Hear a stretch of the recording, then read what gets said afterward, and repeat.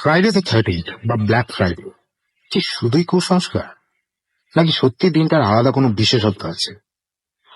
গত ফেব্রুয়ারিতে একটা শুক্রবার কাটালাম আমরা, যেদিন তারিখটা ছিল 13। সবকিছু কি প্রতিদিনের মতোই ঘটেছিল সেদিন, নাকি দিনটি অশুভ ছিল আপনার জন্য? একটু মনে করার চেষ্টা করুন। যদি ধরে নেন যে শুধু একটা ওয়েস্টার্ন সুপারস্টিশন, তাহলে এক্ষুনি মাথা থেকে সব চিন্তা ঝেড়ে ফেলুন। যদি মনে করেন ফ্রাইডে দ্য 13 সম্পর্কে জানা মানে শুধু শুধু টেনশন বাড়ানো, তাহলে শোনা বন্ধ করুন। আর যদি সত্যি এই দিনটি নিয়ে কোনো কৌতূহল থাকে, শুধু তাহলেই জেনে নিন এই দিনটির খুঁটিনাটি।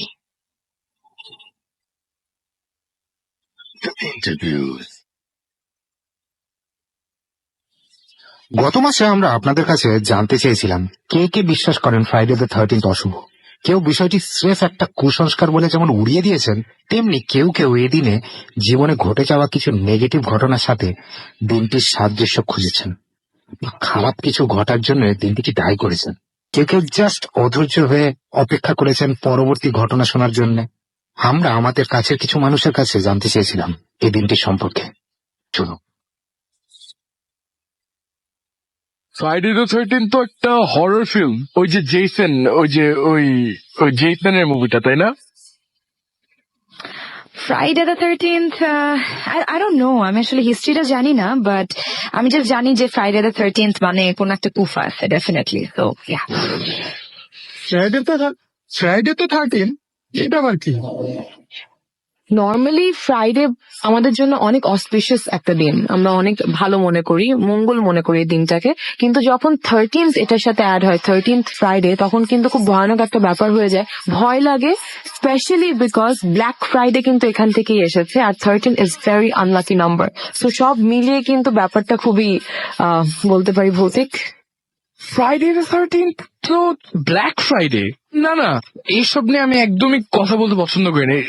This is basically when Jesus was crucified. জীবনে যে কোনো মুহূর্তে যে কোনো দুর্ঘটনা ঘটতে পারে, কিন্তু এই দিনটিতে কোনো দুর্ঘটনা ঘটা মানেই দিনটিকে দায়ী করা।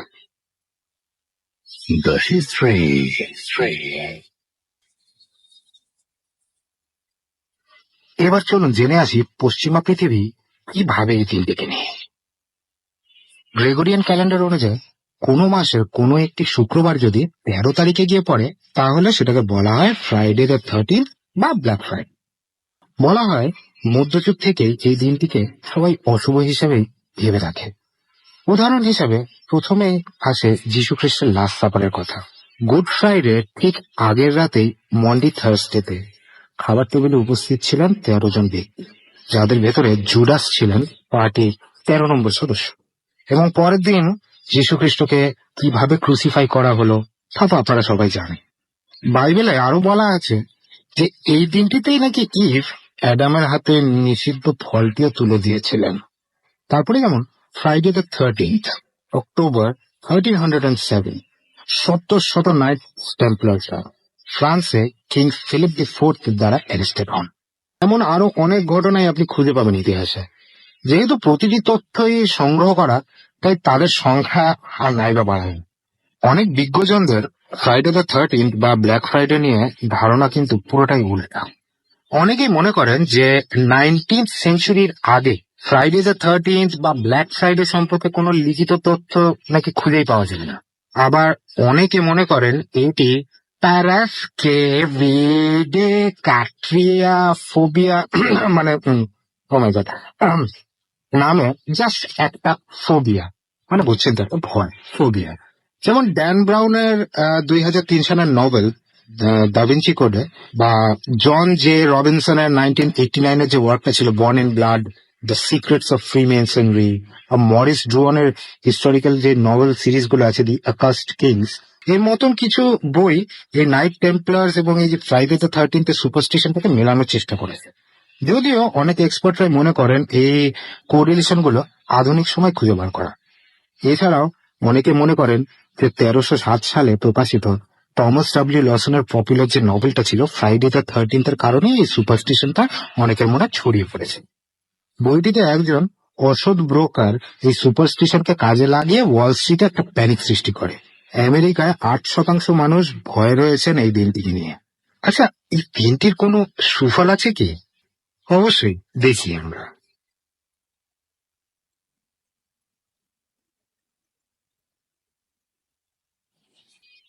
নাইনটিন তে ব্রিটিশ মেডিকেল জার্নালে প্রকাশিত জার্নালের তথ্য অনুযায়ী 13 তারিখের শুক্রবারের জন্য অন্য দিনের চাইতে সড়ক দুর্ঘটনার মতন বিষয়গুলো নাকি বেশি ঘটে।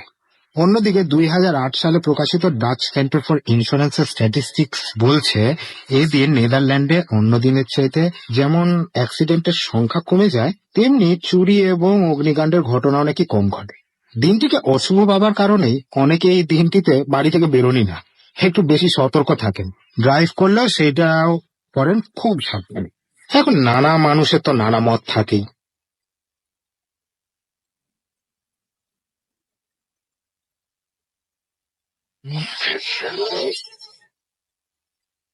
অনেকে মনে করেন নিউমারোলজিতে 12 সংখ্যাটির অর্থ কমপ্লিটনেস।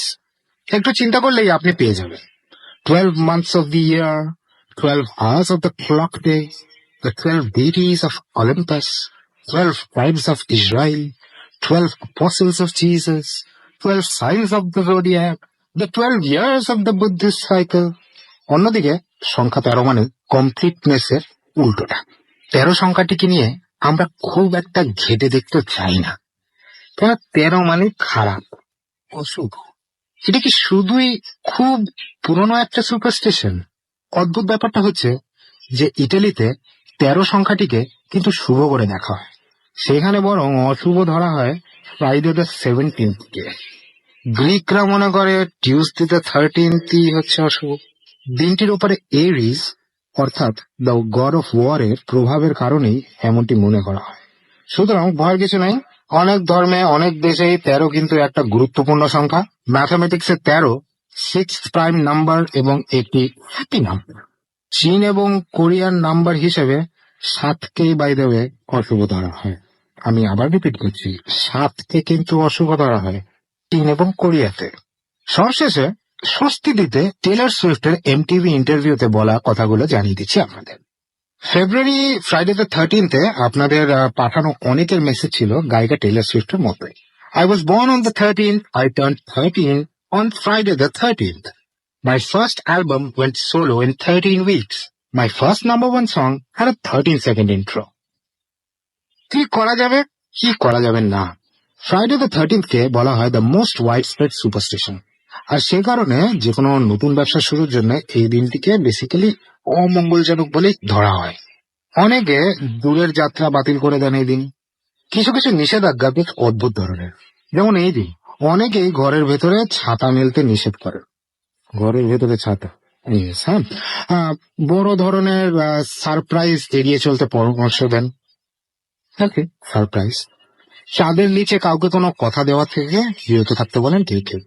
আর কেউ নন, স্বয়ং শেক্সপিয়ার বলেছেন, O swear not by the moon, the inconsistent moon, that monthly changes in her circled chord, lest that thy love prove likewise variable, বলেছেন Juliet Capulet in Shakespeare's most famous tragedy. বুঝছেন তো কোনটা?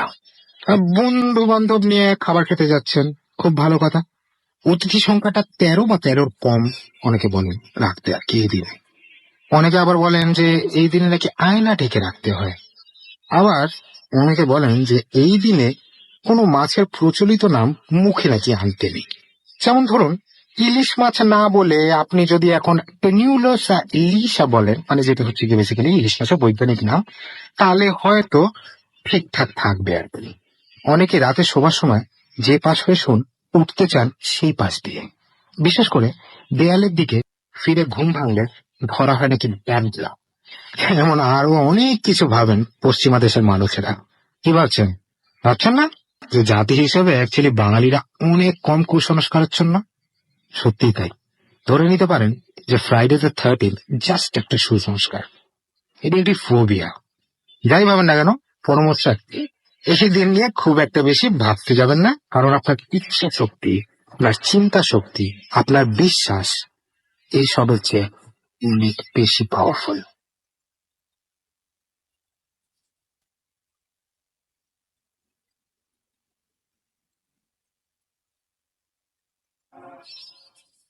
Root FM.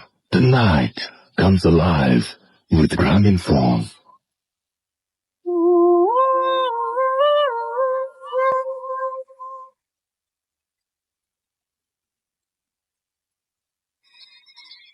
কেমন লাগলো Friday the 13th সেটা অবশ্যই আমাদের জানাবেন এবং জানিয়ে SMS করুন। মোবাইলের মেসেজ অপশনে গিয়ে টাইপ করুন ফুর্তি FORT ফুর্তি, স্পেস দিয়ে লিখুন আপনার নাম, স্পেস দিয়ে আপনার মেসেজ পাঠিয়ে দেন 9840 নাম্বারে। একটা চমৎকার প্রেজেন্টেশন শুনলাম আমরা। আগেই বলেছিলাম যে এটা বিশ্বাস করাটা বা অবিশ্বাস করাটা ব্যাপার না, ব্যাপারটা হচ্ছে এনজয় করা। হোপ যে আপনারা এনজয় করেছেন। যাই হোক, একটা অন্যরকম খবর আপনাদের দিয়ে দিই। আপনারা সবাই জানেন যে ভূত FM এখন অন্যরকম উইথ গ্রামীণফোন, এবং সময় হয়ে গেছে আবারও গ্রামীণফোন বন্ধু গ্যারাজ নিয়ে এলো নাইট অফ হরর উইথ ভূত FM আউটডোর শো। এতে পার্টিসিপেট করতে চাইলে এখনই সাইন আপ করুন www.bondhugarage.club এবং 500 শব্দের মধ্যে লিখে পাঠিয়ে দিন রক্ত হিম করা ভৌতিক ঘটনা। সেরা 6 জনের জন্য অপেক্ষা করছে ভৌতিক আবহময় এক ট্যুর। ভৌতিক ঘটনা পাঠানোর শেষ দিন 14 মার্চ 2015। সো একদম আপনাদের খুবই তাড়াতাড়ি করতে হবে। আগামীকালই কিন্তু শেষ দিন, তাই না? মানে শনিবারই শেষ দিন। এবং আমরা গত সপ্তাহে এই বিষয় নিয়ে আলোচনা করেছিলাম যে এটা নিয়ে আপনাদের সাথে জানিয়েছিলাম যে আপনাদেরকে যে আমরা একটা ট্যুর করতে যাচ্ছি এবং এটা ঢাকার কাছাকাছি কোনো একটা জায়গায় আমরা করব। সো অবশ্যই অবশ্যই অবশ্যই অবশ্যই আমাদের কাছে ঘটনা পাঠিয়ে দিন। আরো একবার আমি অ্যাড্রেসটি মনে করে দিচ্ছি, যেহেতু আজকে শেষ দিন এবং আপনারা অলরেডি অনেকে পাঠিয়েছেন, তারপরেও শেষ দিন আমি আরবারও জানিয়ে দিচ্ছি www.bondhugarage.club। আর ঘটনাটি হতে হবে 500 শব্দের মধ্যে। এখন আবারও ফিরে আসি একটু ফ্রাইডে দ্য 13th প্রসঙ্গে। তবে যেটা বলি সেটা হচ্ছে যে আমি কয়েকদিন আগেই আমার যে পেজটা রয়েছে সেই পেজে একটা স্টেটাস দিয়েছিলাম, যেখানে আমি লিখেছিলাম আপনাদেরকে যে এরকম বাংলাদেশে নানান রকমের এরকম মানে বিশ্বাস রয়েছে। অনেকে বলেন এটা কুসংস্কার এবং অনেকে বলেন অনেক কিছুই। সেগুলো আপনাদের মানে যেমন হচ্ছে যে বিড়াল রাস্তা পার হলে ভালো কিছু ঘটে না, এরকম টাইপের অনেক ধরনের, কিন্তু অনেক ধরনের মানে বিড়াল রাস্তা পার হলো, আপনি এটা কোনো কাজে বেরোচ্ছিলেন, সেই কাজটা হয়তো পণ্ড হয়ে যেতে পারে। এরকম টাইপের অনেক কথা কিন্তু আমরা সচরাচর শুনে থাকি। তো সেইখান থেকে আমরা বেশ কিছু আপনাদের কাছ থেকে বেশ কিছু তথ্য পেয়েছি। সেই তথ্যগুলো আমরা শেয়ার করতে চাই ফেসবুকে। আমরা আপনাদের সবসময় বলি যে সারা সপ্তাহ জুড়ে আমরা আপনাদের ফেসবুকের মেইলগুলো চেক করি এবং ফ্রাইডে 13th নিয়েও আপনাদের অনেক কথা আছে, সেই কথাগুলো আমি একটু শোনাই আপনাদেরকে। যেমন আমাকে রক্তিম ফেসবুকে লিখেছেন, রাসেল ভাই, Friday the 13th also known as জিসাসের যে লাস্ট সাপার ছিল সেটা হি টুক বিফোর হি ওয়াজ ক্রুসিফাইড। আচ্ছা, এটা অনেকেই বলে থাকেন। এবং আমাদের এমডি আল জুমান শিথির লিখেছেন, আমার সাথে 13th ফ্রাইডে তেমন কিছু ঘটেনি। আমি বলেছিলাম যে ফ্রাইডে 13th কি তেমনই গিয়েছিল নাকি স্পেশাল ছিল, সেটা জানতে চেয়েছিলাম গত ফেব্রুয়ারিতে যখন ফ্রাইডে দ্য 13th ছিল। তিনি লিখেছেন যে না, তেমন কিছু ঘটেনি, তাই ফ্রাইডে 13th যে আনলাকি এটা বিশ্বাস করতে পারছি না। এবং আমাদেরকে SMS করেছে, এখানে কমেন্ট করেছে নেক্সট পেজ, লিখেছেন ভাই আসলেই আজ ফ্রাইডে 13th খুব হরর, কারণ আজ আমার বাবা মামা বাইক অ্যাক্সিডেন্ট করেছেন। এটা কিন্তু প্রতিদিনই সড়ক দুর্ঘটনা হয়। এটা আপনারা যখন এই ব্যাপারটা নিয়ে সার্চ করবেন ইন্টারনেটে, দেখবেন যে রেগুলার যে সড়ক দুর্ঘটনা বা যা কিছু হয় না কেন, বলা হয়ে থাকে না যে এরকম এই দিনে বেশি সড়ক দুর্ঘটনা বেড়ে যায় বা এরকম কিছু বেড়ে যায়, কিন্তু অন্য কোনো দিন হলেও কিন্তু আপনি সেই দিনটাকে দায়ী করতে পারতেন না। এই দিন হলে তখন এই দিনটাকে আমরা দায়ী করতে পারি। যাই হোক, এই কথাগুলো আমার বলার কথা না, এই কথাগুলো বলার জন্য স্পেশাল মানুষ রয়েছেন, তার সাথে কিছুক্ষণের মধ্যে আমরা জয়েন করব। সঞ্জু আমাদের লিখেছেন যে যাত্রার সময় মৃত মানুষ দেখা শুভ মনে করা হয়। আচ্ছা, এটা আমি অবশ্য জানতাম না। আমাদেরকে রকি নিকোলাস রোজারিও লিখেছেন যে মুরব্বীদের কথাকে কুসংস্কার বলা ঠিক না, কজ তাদের কথা 90% রাইট হয়। মানে যে সমস্ত কথা আমরা বলে থাকি, সে সমস্ত যে বিড়ালের কথা বললাম বা এই যে একটু আগে আমি একটা কমেন্ট পড়লাম, সেই টাইপের জিনিসগুলোর কথা বলছেন। আমাদেরকে এমডি মাইনুল হাসান মিশু লিখেছেন আই ডোন্ট বিলিভ ইট। আমাদেরকে দেবদাস জাহিদ লিখেছেন এটা খুবই একটা বাস্তব কথা না। আমাদেরকে আশরাফ হোসেন শিকদার লিখেছেন অনেকে বলে রাস্তায় হাঁটতে গিয়ে হোঁচট খেলে সেখানে একটু থামতে হয় বা সালাম করতে হয়। আবার বলে চলার পথে কিছু থেকে পিছু ডাকলে নাকি যাত্রা অশুভ হয়। কেউ বলেন বাম চোখ পিটপিট করলে অশুভ কিছু হয়। আবার কেউ কেউ বলেন কাক ডাকাকেও অশুভ মনে করেন অনেকেই। পার্থ বিশ্বাস লিখেছেন এই সব সত্যি কুসংস্কার। বিপ্লব মজুমদার লিখেছেন সাহস যেখানে শেষ হয় ভয় সেখান থেকে শুরু হয়। দুটো নাম আমি মিস করেছি, লিখেছেন ফেসবুক পেজেই আছে, আপনারা দেখতে পারেন। রাসেল ভাই, আমি শুনেছি কুকুরকে পানি খেতে দেখলে নাকি নিজের সাথে খারাপ কিছু ঘটার সম্ভাবনা থাকে। এবং আরেকজন লিখেছেন 1 for sorrow, 2 for joy, 3 for later, 4 for joy। আচ্ছা, তাহলে দুটো হয়ে গেল, 2 for joy, 4 for joy। আচ্ছা, 5 for money, 6 for diamond, 7 for আর জানি না। ওকে, আয়ুব খান আমাদের লিখেছেন, আজ আমি সবার উদ্দেশ্যে একটা কথা বলবো ভাই, সেটা হচ্ছে যে ভয় জিনিসটা মানুষের ভেতরে আছে, আর বিপদের কিছু নমুনা আসলে বাস্তব। ওকে, আমরা একটা ছোট্ট বিরতিতে চলে যাব এই কথাবার্তা না বাড়িয়ে, তারপরে আমরা ফিরে আসবো আমাদের একটা স্পেশাল একজনকে নিয়ে। সো সেই পর্যন্ত আমাদের সাথেই থাকতে হবে আপনাকে, এবং স্টে টিউনড টু রেডিও ফুর্তি অ্যান্ড ডোন্ট স্টপ দ্য ফুর্তি। FM, the night comes alive.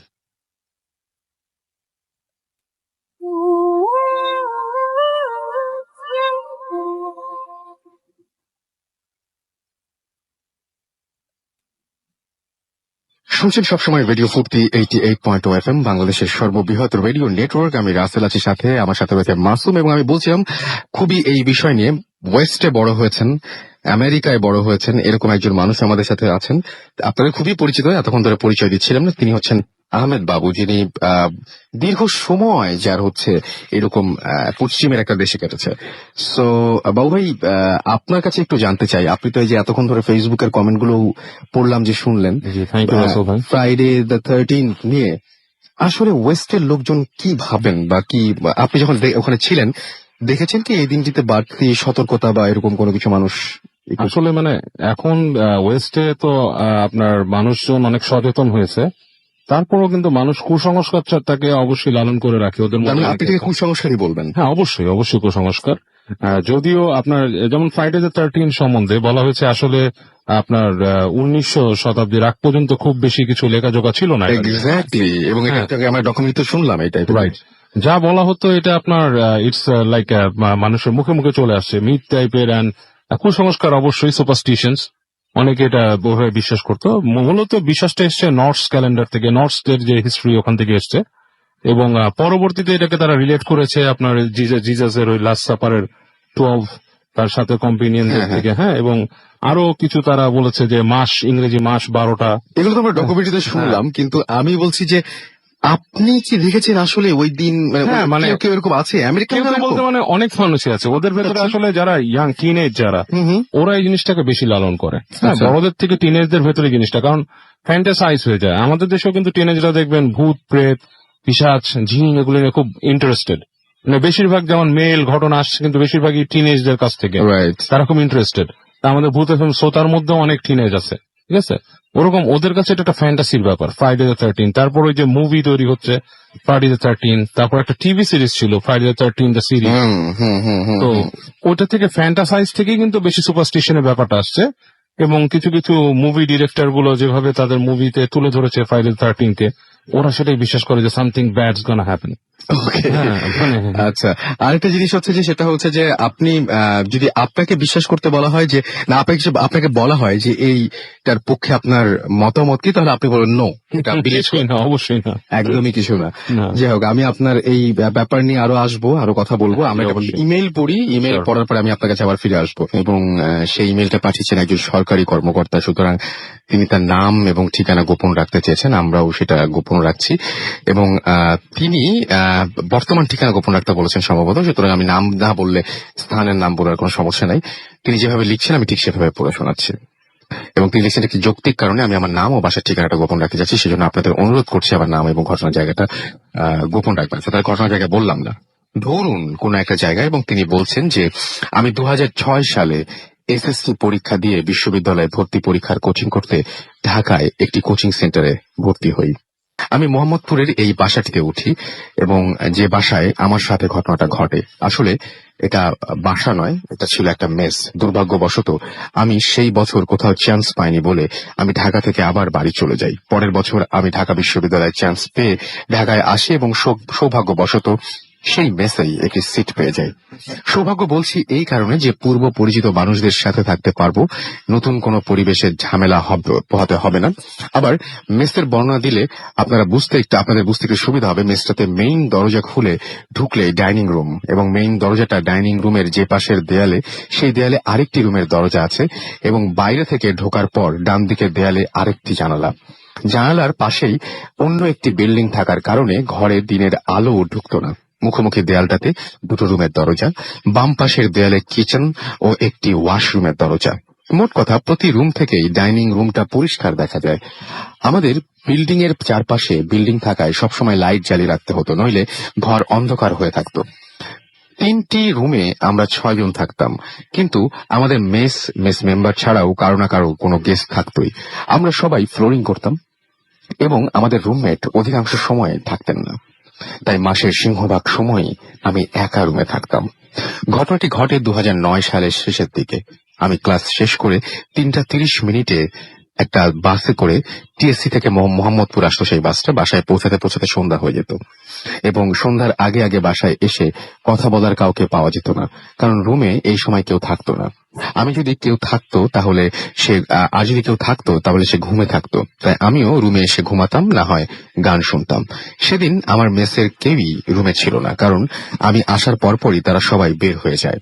আমাদের মেসেরই একজন পুরাতন মেম্বার দেশের বাইরে চলে যাচ্ছে বলে সবাই তাকে সি অফ করতে যাচ্ছে। বের হবার আগে আমাকেও তারা বলেছিল যাওয়ার জন্য, কিন্তু একে তো আমি অনেক ক্লান্ত ছিলাম, আর দ্বিতীয়ত যে বাইরে যাচ্ছে তার সাথে আমার খুব একটা ভালো পরিচয় নেই। তাই বের হয়ে যাওয়ার পর আমি পুরো একা হয়ে গেলাম এবং সেই সাথে খেয়াল করলাম প্রায় 2 বছর এখানে আছি, কিন্তু একদম একা কোথাও কখনো থাকা হয়নি। মাগরিবের আজান হতে তখনও প্রায় 30 মিনিট বাকি। আমি ঘুমাতে চাইলাম না, কারণ সামনে পরীক্ষা, আর তাই আজানের পরপরই পড়তে বসতে হবে। এখন ঘুমালে উঠতে অনেক রাত হয়ে যাবে, আবার ক্লান্তির জন্য বাইরে যেতেও ইচ্ছে করছে না। তাই শুয়ে শুয়ে আমি আমার গার্লফ্রেন্ড, বর্তমানে আমার স্ত্রী, তার সাথে ফোনে কথা বলছিলাম। আমার রুমের লাইটটা অফ করে রেখেছিলাম। পুরো বাসায় শুধু ডাইনিং রুমের আলো জ্বলছে। আমি আগেই বলেছি যে কোনো রুম থেকে ডাইনিং রুমটা পরিষ্কার দেখা যায়। আমি সেখানে শুয়ে আছি এবং সেখান থেকে ডাইনিং রুমের 80% দেখা যাচ্ছিল।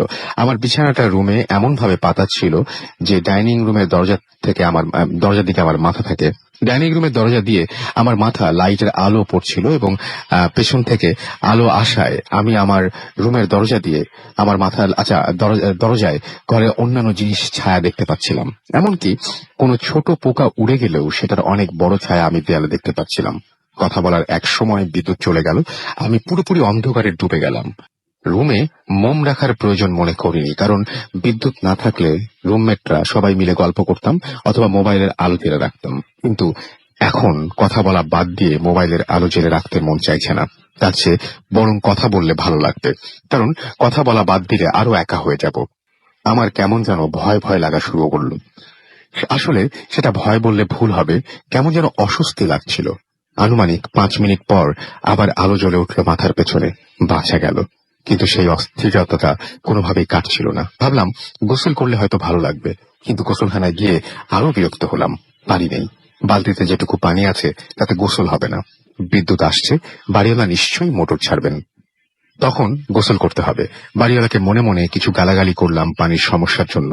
এবার আমি এসে ফোন নিয়ে শুয়ে পড়লাম। আমি আগেই বলেছি আমরা সবাই ফ্লোরিং করতাম। এবার এমন ভাবে শুলাম যেন শরীরটা ফ্লোরে আর মাথাটা বিছানাতে থাকে। বছরের শেষের দিকে যদিও ঠান্ডা আছে, কিন্তু বাইরে থেকে এসে এখন ফ্লোরের এই ঠান্ডায় শুয়ে থাকতে ভালোই লাগছিল। ডাইনিং এর দরজা এখন আমার ডান দিকে, চোখে ডাইনিং রুমের বাল্ব, আলো জ্বলছে। আলো লাগছে বলে বাম কাত হয়ে শুয়ে কথা বলছি। কতক্ষণ সময় পার হয়েছে খেয়াল নেই, 2 কি 3 মিনিট। হঠাৎ মনে হলো আমার শরীর ভেজা ভেজা, মনে হচ্ছে আমার শরীরের নিচে পানি। আমি হাত দিয়ে দেখলাম সত্যিই আমার শরীরের নিচে পানি, হালকা গরম পানি। ফোন কানে নিয়েই মাথা তুলে ঘাড় কাত করে ডাইনিং রুমের দিকে তাকালাম। তাকিয়ে যা দেখলাম তাতে হুড়মুড় করে উঠে বসলাম। ভয়ের একটা ঠান্ডা স্রোত বয়ে গেল শির দাঁড়াবে। হাত থেকে ফোনটা পড়ে গেল। ডাইনিং রুমের দিকে তাকিয়ে ফ্লোরে পা ছড়িয়ে বসে আছি আর অপলক ভাবে তাকিয়ে আছি। দেখলাম ডাইনিং রুমের একটা চৌকিতে একটা মহিলা চোখ বন্ধ করে শুয়ে আছে, গলা পর্যন্ত চাদর দিয়ে ঢাকা, আর চাদর সহ পুরো চৌকিটা ভেজা। চারিদিকে পানির ছড়াছড়ি, মহিলার মাথায় সাদা কালো চুলের মিশ্রণ, মুখ ও গাল বেয়ে তার তরতর করে পানি পড়ছে, কানের লতি বেয়ে পানি পড়ছে, কিছু পানির স্রোত তখনও বেয়ে চলেছে। আমার সারা ফ্লোর পানিতে ভিজে গেছে, সেই পানি গড়িয়ে আসছে আমার শরীর পর্যন্ত। কয়েক সেকেন্ড লাগলো কি হচ্ছে ব্যাপারটা বুঝতে। যা বুঝলাম তা হলো একটা লাশ গোসল করানো হচ্ছে। মনে হচ্ছে গোসল করানো শেষ, এখন দাফন করানোর জন্য অপেক্ষা করা হচ্ছে। আমি কি করব, কি করা উচিত কিছুই বুঝতে পারছি না। প্রচন্ড শব্দের পর হঠাৎ নিঃশব্দে হঠাৎ নিঃশব্দে পড়ে গেল কানের মাঝে, যেরকম পুঁ করে শব্দ হয় সেরকম শব্দ হচ্ছিল আমার কানে। আস্তে আস্তে সেই শব্দের মাঝেও আমি আরেকটি শব্দ শুনতে পেলাম, সেটা হলো হালকা কান্নার শব্দ। কেউ যদি লুকিয়ে কাঁদতে চায় তাহলে যেরকম চাপা কান্নার শব্দ হবে, শব্দটা অনেকটা ওরকম। আস্তে আস্তে শব্দটা বাড়ছে। আমি তখনও ঠায় বসে আছি, আমার হাত পা পুরো অবশ হয়ে যাচ্ছে, নড়াচড়ার ক্ষমতা হারিয়ে ফেলছি আমি। এবার খেয়াল করলাম চৌকির ওপর রাখা লাশটা কেঁপে কেঁপে উঠছে। বুঝলাম কান্নার শব্দটা লাশের থেকে আসছে। সেই কান্নার সাথেই লাশের শরীরটা কেঁপে কেঁপে উঠছে। আমি নিজেকে ঠিক রাখতে পারছিলাম না, মনে হচ্ছিল যে কোনো সময় জ্ঞান হারাবো। এমন প্রচন্ড ভয়ের অবস্থা দেখাচ্ছে, জ্ঞান হারানোটাই মনে হয় ভালো ছিল। কিন্তু সময় যেতে থাকে আর লাশের কাঁপুনি বাড়তে থাকে। একটা সময় অবস্থা এমন হয় যে পুরো শরীর কাঁপিয়ে লাশটা কাঁপতে থাকে। আমি আমার মাথাটাকে কাজে লাগানোর চেষ্টা করলাম। ভাবলাম বাসায় একা আছি বলে হ্যালুসিনেশন হচ্ছে অথবা স্বপ্ন দেখছি। হাত দিয়ে সজোরে ফ্লোরে আঘাত করলাম, ব্যথায় কুঁকড়ে উঠলাম এবং বুঝলাম আমি স্বপ্ন দেখছি না। হ্যালুসিনেশন হচ্ছে কিনা সেটা চেক করার জন্য আমার জানা ছিল, কোনো ওয়ে জানা ছিল না। এখন ঘটনার চোখের সামনে ঘটতে দেখা ছাড়া আর কিছুই করার ছিল না। বাইরে বের হয়ে যাব, উপায় নেই, কারণ বাইরে বের হতে হলে লাশটাকে পার হয়ে যেতে হবে। যত সূরা জানতাম পড়তে লাগলাম। আস্তে আস্তে লাশের কান্না কমে আসলো। ভাবলাম এবার সব ঠিক হয়ে যাবে, কিন্তু ঘটনা এখানেই শেষ হয়নি। কান্না থামিয়ে হঠাৎ লাশটা বাম কাত হয়ে আমার দিকে ফিরে তাকালো। সবসময় শুনেছি ভয় পাওয়ার সময় দেখা চেহারাগুলো অনেক খারাপ থাকে, চোখগুলো লাল থাকে, দাঁত বেরিয়ে আসে। আমার সাথে কিছুই তেমন হয়নি। আমি খুব দুঃখ ভারাক্রান্ত একটা চেহারা দেখলাম। খেয়াল করলাম চোখের কোণা দিয়ে পানিও পড়ছে। লাশটা এবার পুরোপুরি কাত হয়ে আমার দিকে তাকিয়ে আছে, চোখ দিয়ে অনবরত পানি পড়ছে। আমার মনে হচ্ছে মহিলাটা আমাকে কিছু বলতে চাচ্ছে, আমি কোনো কথা বলতে পারছি না। চেহারাটা যদিও ভয়ঙ্কর নয়, তারপরও আমি থরথর করে কাঁপছিলাম, কারণ এটা কোনো স্বাভাবিক ঘটনা হতে পারে না। আমি চিৎকার করতে চাইছি, কিন্তু গলা দিয়ে স্বর বের হচ্ছে না। আমি ভাবছি এবার আমার সাথে খুব খারাপ কিছু ঘটবে। এখন আমি কিছু না করতে পারি তাহলে আর কিছুই করতে পারবো না, হয়তো আর সুযোগই পাবো না। আমাকে এখান থেকে বের হতেই হবে, যেভাবে হোক। প্রয়োজনে লাশটা ডিঙিয়ে যাবো, না হলে হয়তো এই বন্ধ ঘরে আজ আমার জীবনের শেষ দিন। আমি উঠে বসলাম। আমার শরীরের নিচের অংশ ভিজে গেছে। আমি শুয়েছিলাম বলে টি শার্টের এক পাশ ভিজে গেছে, জিন্সের প্যান্ট ভারী হয়ে গেছে। নিজেকে জোর করে সজাগ রাখার চেষ্টা করছি, কোনোভাবেই জ্ঞান হারানো যাবে না, আমাকে বের হতেই হবে। আমি আস্তে আস্তে এগোতে থাকলাম দরজার দিকে, যেদিকে লাশটা রাখা আছে। লাশটার ঠিক অপর পাশেই বাসার মেইন দরজা। আমি লাশটার পাশ দিয়ে চলে যাওয়ার চেষ্টা করলাম। দেখলাম লাশটা উঠে বসতে চাইছে এবং আমাকে থামানোর চেষ্টা করছে। আমি দৌড়ে মেইন দরজার দিকে গিয়ে দরজার নব ঘোরাতে থাকলাম, কিন্তু দরজা খুলছে না। আমি মরিয়া হয়ে ঘোরাতে লাগলাম। হঠাৎ পিঠে একটা স্পর্শ পেলাম, মনে হলো আমার টি শার্টটাকে ও পিছন থেকে খামচে ধরেছে। আমি নিজেকে ঠিক রাখতে পারলাম না। যত শক্তি আছে সবটুকু শক্তি দিয়ে চিৎকার করে উঠলাম। চলতে চলতে ফ্লোরে পড়ে গেলাম। জ্ঞান হারানোর আগে শুধু মনে হচ্ছিল আমি পানিতে ডুবে যাচ্ছি, আমার নাক কান দিয়ে পানি। যখন আমার জ্ঞান ফেরে তখন আমি আমার বিছানায়। আমার চারপাশে আমার মেস মেম্বাররা দাঁড়িয়ে আছে। আমার মেসে থাকছে যারা থেকেছেন সবাই জানেন যে মেসের প্রত্যেকের কাছে মেইন দরজার একটা করে চাবি থাকে, যাতে অন্যদের বিরক্ত করতে না হয়। কেউ যখন তখন বাইরে চলাচল করতে পারে। আমার মেস মেম্বাররা তাদের চাবি দিয়ে 12টার দিকে বাসায় ঢুকেই আমাকে পড়ে থাকতে দেখে। তখন বিদ্যুৎ নেই বাসায়, ছিল না শুকনো কাপড়। বাসায় আমার সারা শরীর ছিল ভেজা। আমার কাপড় এবং আমি যেখানে পড়েছিলাম সেই জায়গাটা ছাড়া পুরো ঘরই ছিল শুকনো। আমার বিছানার পাশে আমার মোবাইল। ঘটনার সময় আমার হাত থেকে মোবাইল পড়ে যায়। আমাকে পরে দেখি যে আমার স্ত্রী তাকে অনবরত ফোন দিয়েছে এবং আমার প্রায় 200টি মিসড কল ছিল। আমার গায়ে প্রচন্ড জ্বর, সন্ধ্যা থেকে ভেজা অবস্থায় পড়ে থেকে ঠান্ডা লেগে জ্বর চলে এসেছে। আমি দেখলাম আমাদের বাড়িওয়ালা ভদ্রলোকও আসছেন। একটু ধাতস্থ হওয়ার পর আমি পুরো ঘটনাটা সবাইকে খুলে বললাম। আমার মেস মেম্বাররা ভাবলো আমি ভয় পেয়ে উল্টাপাল্টা কিছু দেখেছি, কিন্তু অবাক করা বিষয় হলো সন্ধ্যায় বিদ্যুৎ যাওয়ার পর এখন পর্যন্ত আসেনি, আর তখন থেকেই পানি নেই। আমাদের বাড়িওয়ালা ভদ্রলোকের কাছে জানলাম কোন একটা সমস্যার কারণে আগামীকালের আগে বিদ্যুৎ পাওয়া যাবে না, আর মোটর ছাড়া না গেলে পানি আসার প্রশ্নই আসে না। অন্যদিকে গোসল করায় বালতিতে মেস মেম্বাররা যেটুকু পানি রেখে গিয়েছিল সেটুকু পানিই আছে। তাহলে আমি কি ভুলই দেখে থাকি? যদি ভুলই দেখে থাকি আর আমার যদি হ্যালুসিনেশনই হয়ে থাকে, সেক্ষেত্রে এত ভিজলাম কিভাবে? এই প্রশ্নের কোনো উত্তর কারোরই ছিল না। খেয়াল করলাম বাড়িওয়ালা চাচা কোনো কথা বলছেন না, কোনো এক কোনায় চুপ করে বসে আছেন। ওনাকে ব্যাপারটা জিজ্ঞেস করার পর তিনি আমাকে যে বর্ণনা দিলেন তা ছিল এরকম। তিনি যেরকম লাশের কথা তুমি যেরকম লাশের কথা বললে, সেটা আমার স্ত্রীর লাশ। বছর 10 আগে সে মারা যায়। ঢাকাতে আমাদের এই নিচতলাতেই তাকে গোসল করানো হয়, যেখানে তুমি দেখেছো সেখানেই। তারপর এখান থেকে কাফন পরিয়ে আমাদের গ্রামের বাড়ি কুমিল্লায় নিয়ে লাশ দাফন করা হয়। চাচার কাছে শুনলাম ওনার এক ছেলেটা বিভিন্ন বাজে নেশায় আসক্ত, ছোট বোনদের এমনকি নেশার টাকার জন্য বাবার গায়ে পর্যন্ত হাত তুলেছে। চাচার কাছে টাকা চেয়ে পায়নি, কয়েকদিন আগে চাচির কাছে গয়না চুরি করেও সে বিক্রি করে দিয়েছে। এই ঘটনার কোনো ব্যাখ্যা আমার কাছে নেই। এখানে একটা লাশ গোসল করানো হয়েছে, এই ঘটনাটা আমরা মেসের কেউই জানতাম না। জানলে মেনে নিতাম, হয়তো জানা ঘটনাটাই অবচেতন মনে আবারও এভাবে জন্ম নিয়েছে। লাশটার কান্নার ঘটনাটাও আমার কাছে রহস্যময় থেকে যাবে আজীবন। সে কি তার স্বামী ছেলে মেয়ের ভালো নেই সেজন্য কান্নাকাটি করেছে, নাকি তার রেখে যাওয়া স্মৃতিগুলো শেষ হয়ে গেছে বলে কেঁদেছে, আমার জানা নেই। আমার কোনোদিন জানা হবে না। হয়তো আমাকে কিছু বলতে চেয়েছিল, আমি শুনিনি। আমি কোনোদিন শুনতেও চাই না, কারণ সেজন্য এরকম একটা ঘটনা ঘটতে হবে আমার সাথে। ক্ষতি হোক আর না হোক, আমি এখন এমন ঘটনার সাক্ষী হতে চাই না। এরপর আমি ওই মেসে আর বেশি দিন থাকিনি। নতুন মেস মেম্বার পাওয়া পর্যন্ত সেখানে ছিলাম। আমার মেসের মেম্বাররা যারা এই ঘটনাটি শুনেছে তারা প্রত্যেকে এক একে বাসাতে ছেড়ে দেয়, এবং আমার চাচার অনুরোধে এই ঘটনা আমি কারোর সাথে শেয়ার করিনি, অন্তত এমন কারোর সাথে শেয়ার করিনি যারা ওই মেসে থাকতে চায়। আর ঢাকায় যাদের সাথে শেয়ার করেছি তাদের এক্সাক্ট জায়গাটার নাম গোপন করেছি। এই ছিল ঘটনা। তার মানে সেটা মোহাম্মদপুর না, হয়তো অন্য কোনো জায়গা, সেটাই হবে। তিনি উল্লেখ করেছেন মোহাম্মদপুর। যাই হোক, এই ছিল ঘটনা, এবং এখন কোনো কথা হবে না, সরাসরি একটা ব্রেকে যাবো এবং ব্রেকের পর আবারও ফিরে আসবো দারুণ কিছু ঘটনা নিয়ে। সেই পর্যন্ত আমাদের সাথেই থাকুন।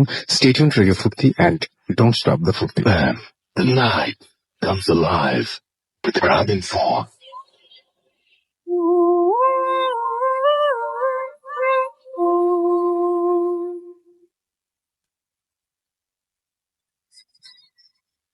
শুনছেন সবসময় রেডিও ফুর্তি 88.0 FM, বাংলাদেশের সর্ববৃহৎ রেডিও নেটওয়ার্ক। আমি রাসেল আছি সাথে, আমার সাথে রয়েছে মাসুম, এবং আজকের অতিথিরা চলছে ভূত এফএম। ভূত এফএম আপনাদের সবাইকে আরো একবার স্বাগত জানাচ্ছি। আরো একবার জানিয়ে দিই, যদি আমাদের SMS করতে চান, মোবাইলের মেসেজ অপশনে গিয়ে টাইপ করুন ফুর্তি, FORTI ফুর্তি, স্পেস দিয়ে লিখুন আপনার নাম, স্পেস দিয়ে আপনার মেসেজ পাঠিয়ে দিন 9840 নম্বরে।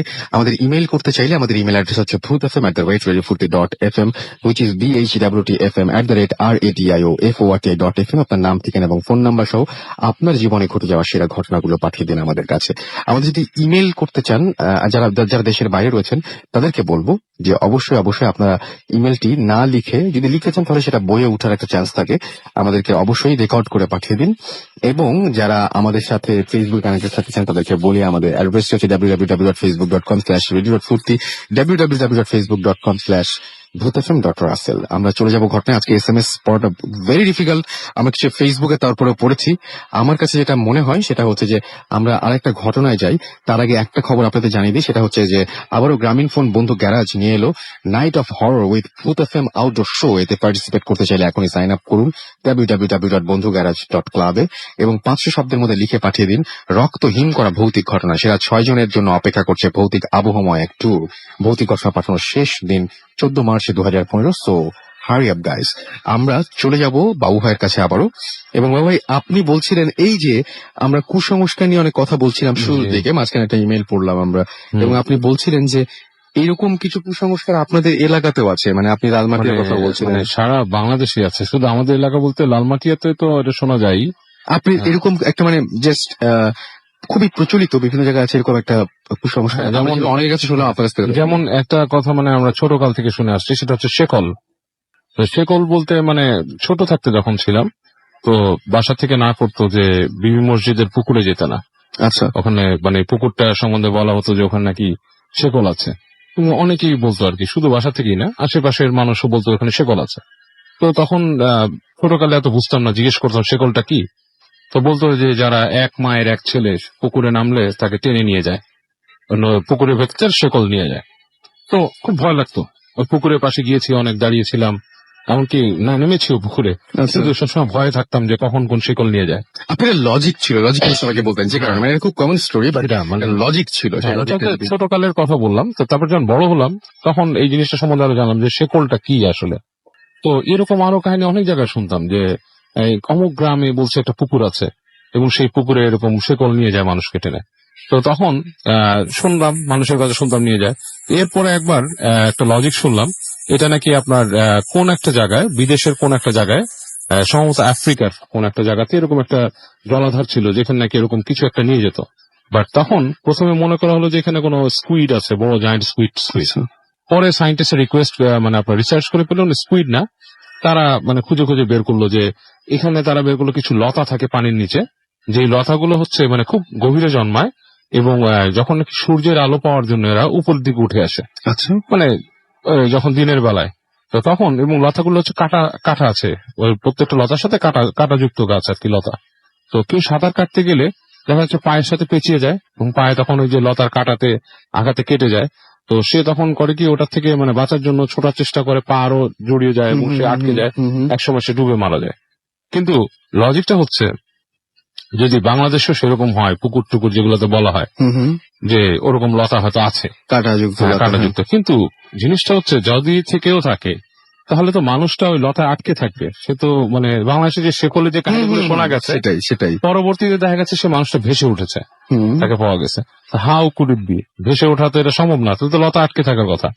আবার অনেক সময় দেখা গেছে কোনো মানুষ হারায় গেছে, তাকে পাওয়াই যায়নি, সারা পুকুর বেড় দিয়ে ঘেরা হয়েছে, খোঁজা হয়েছে, পায়নি।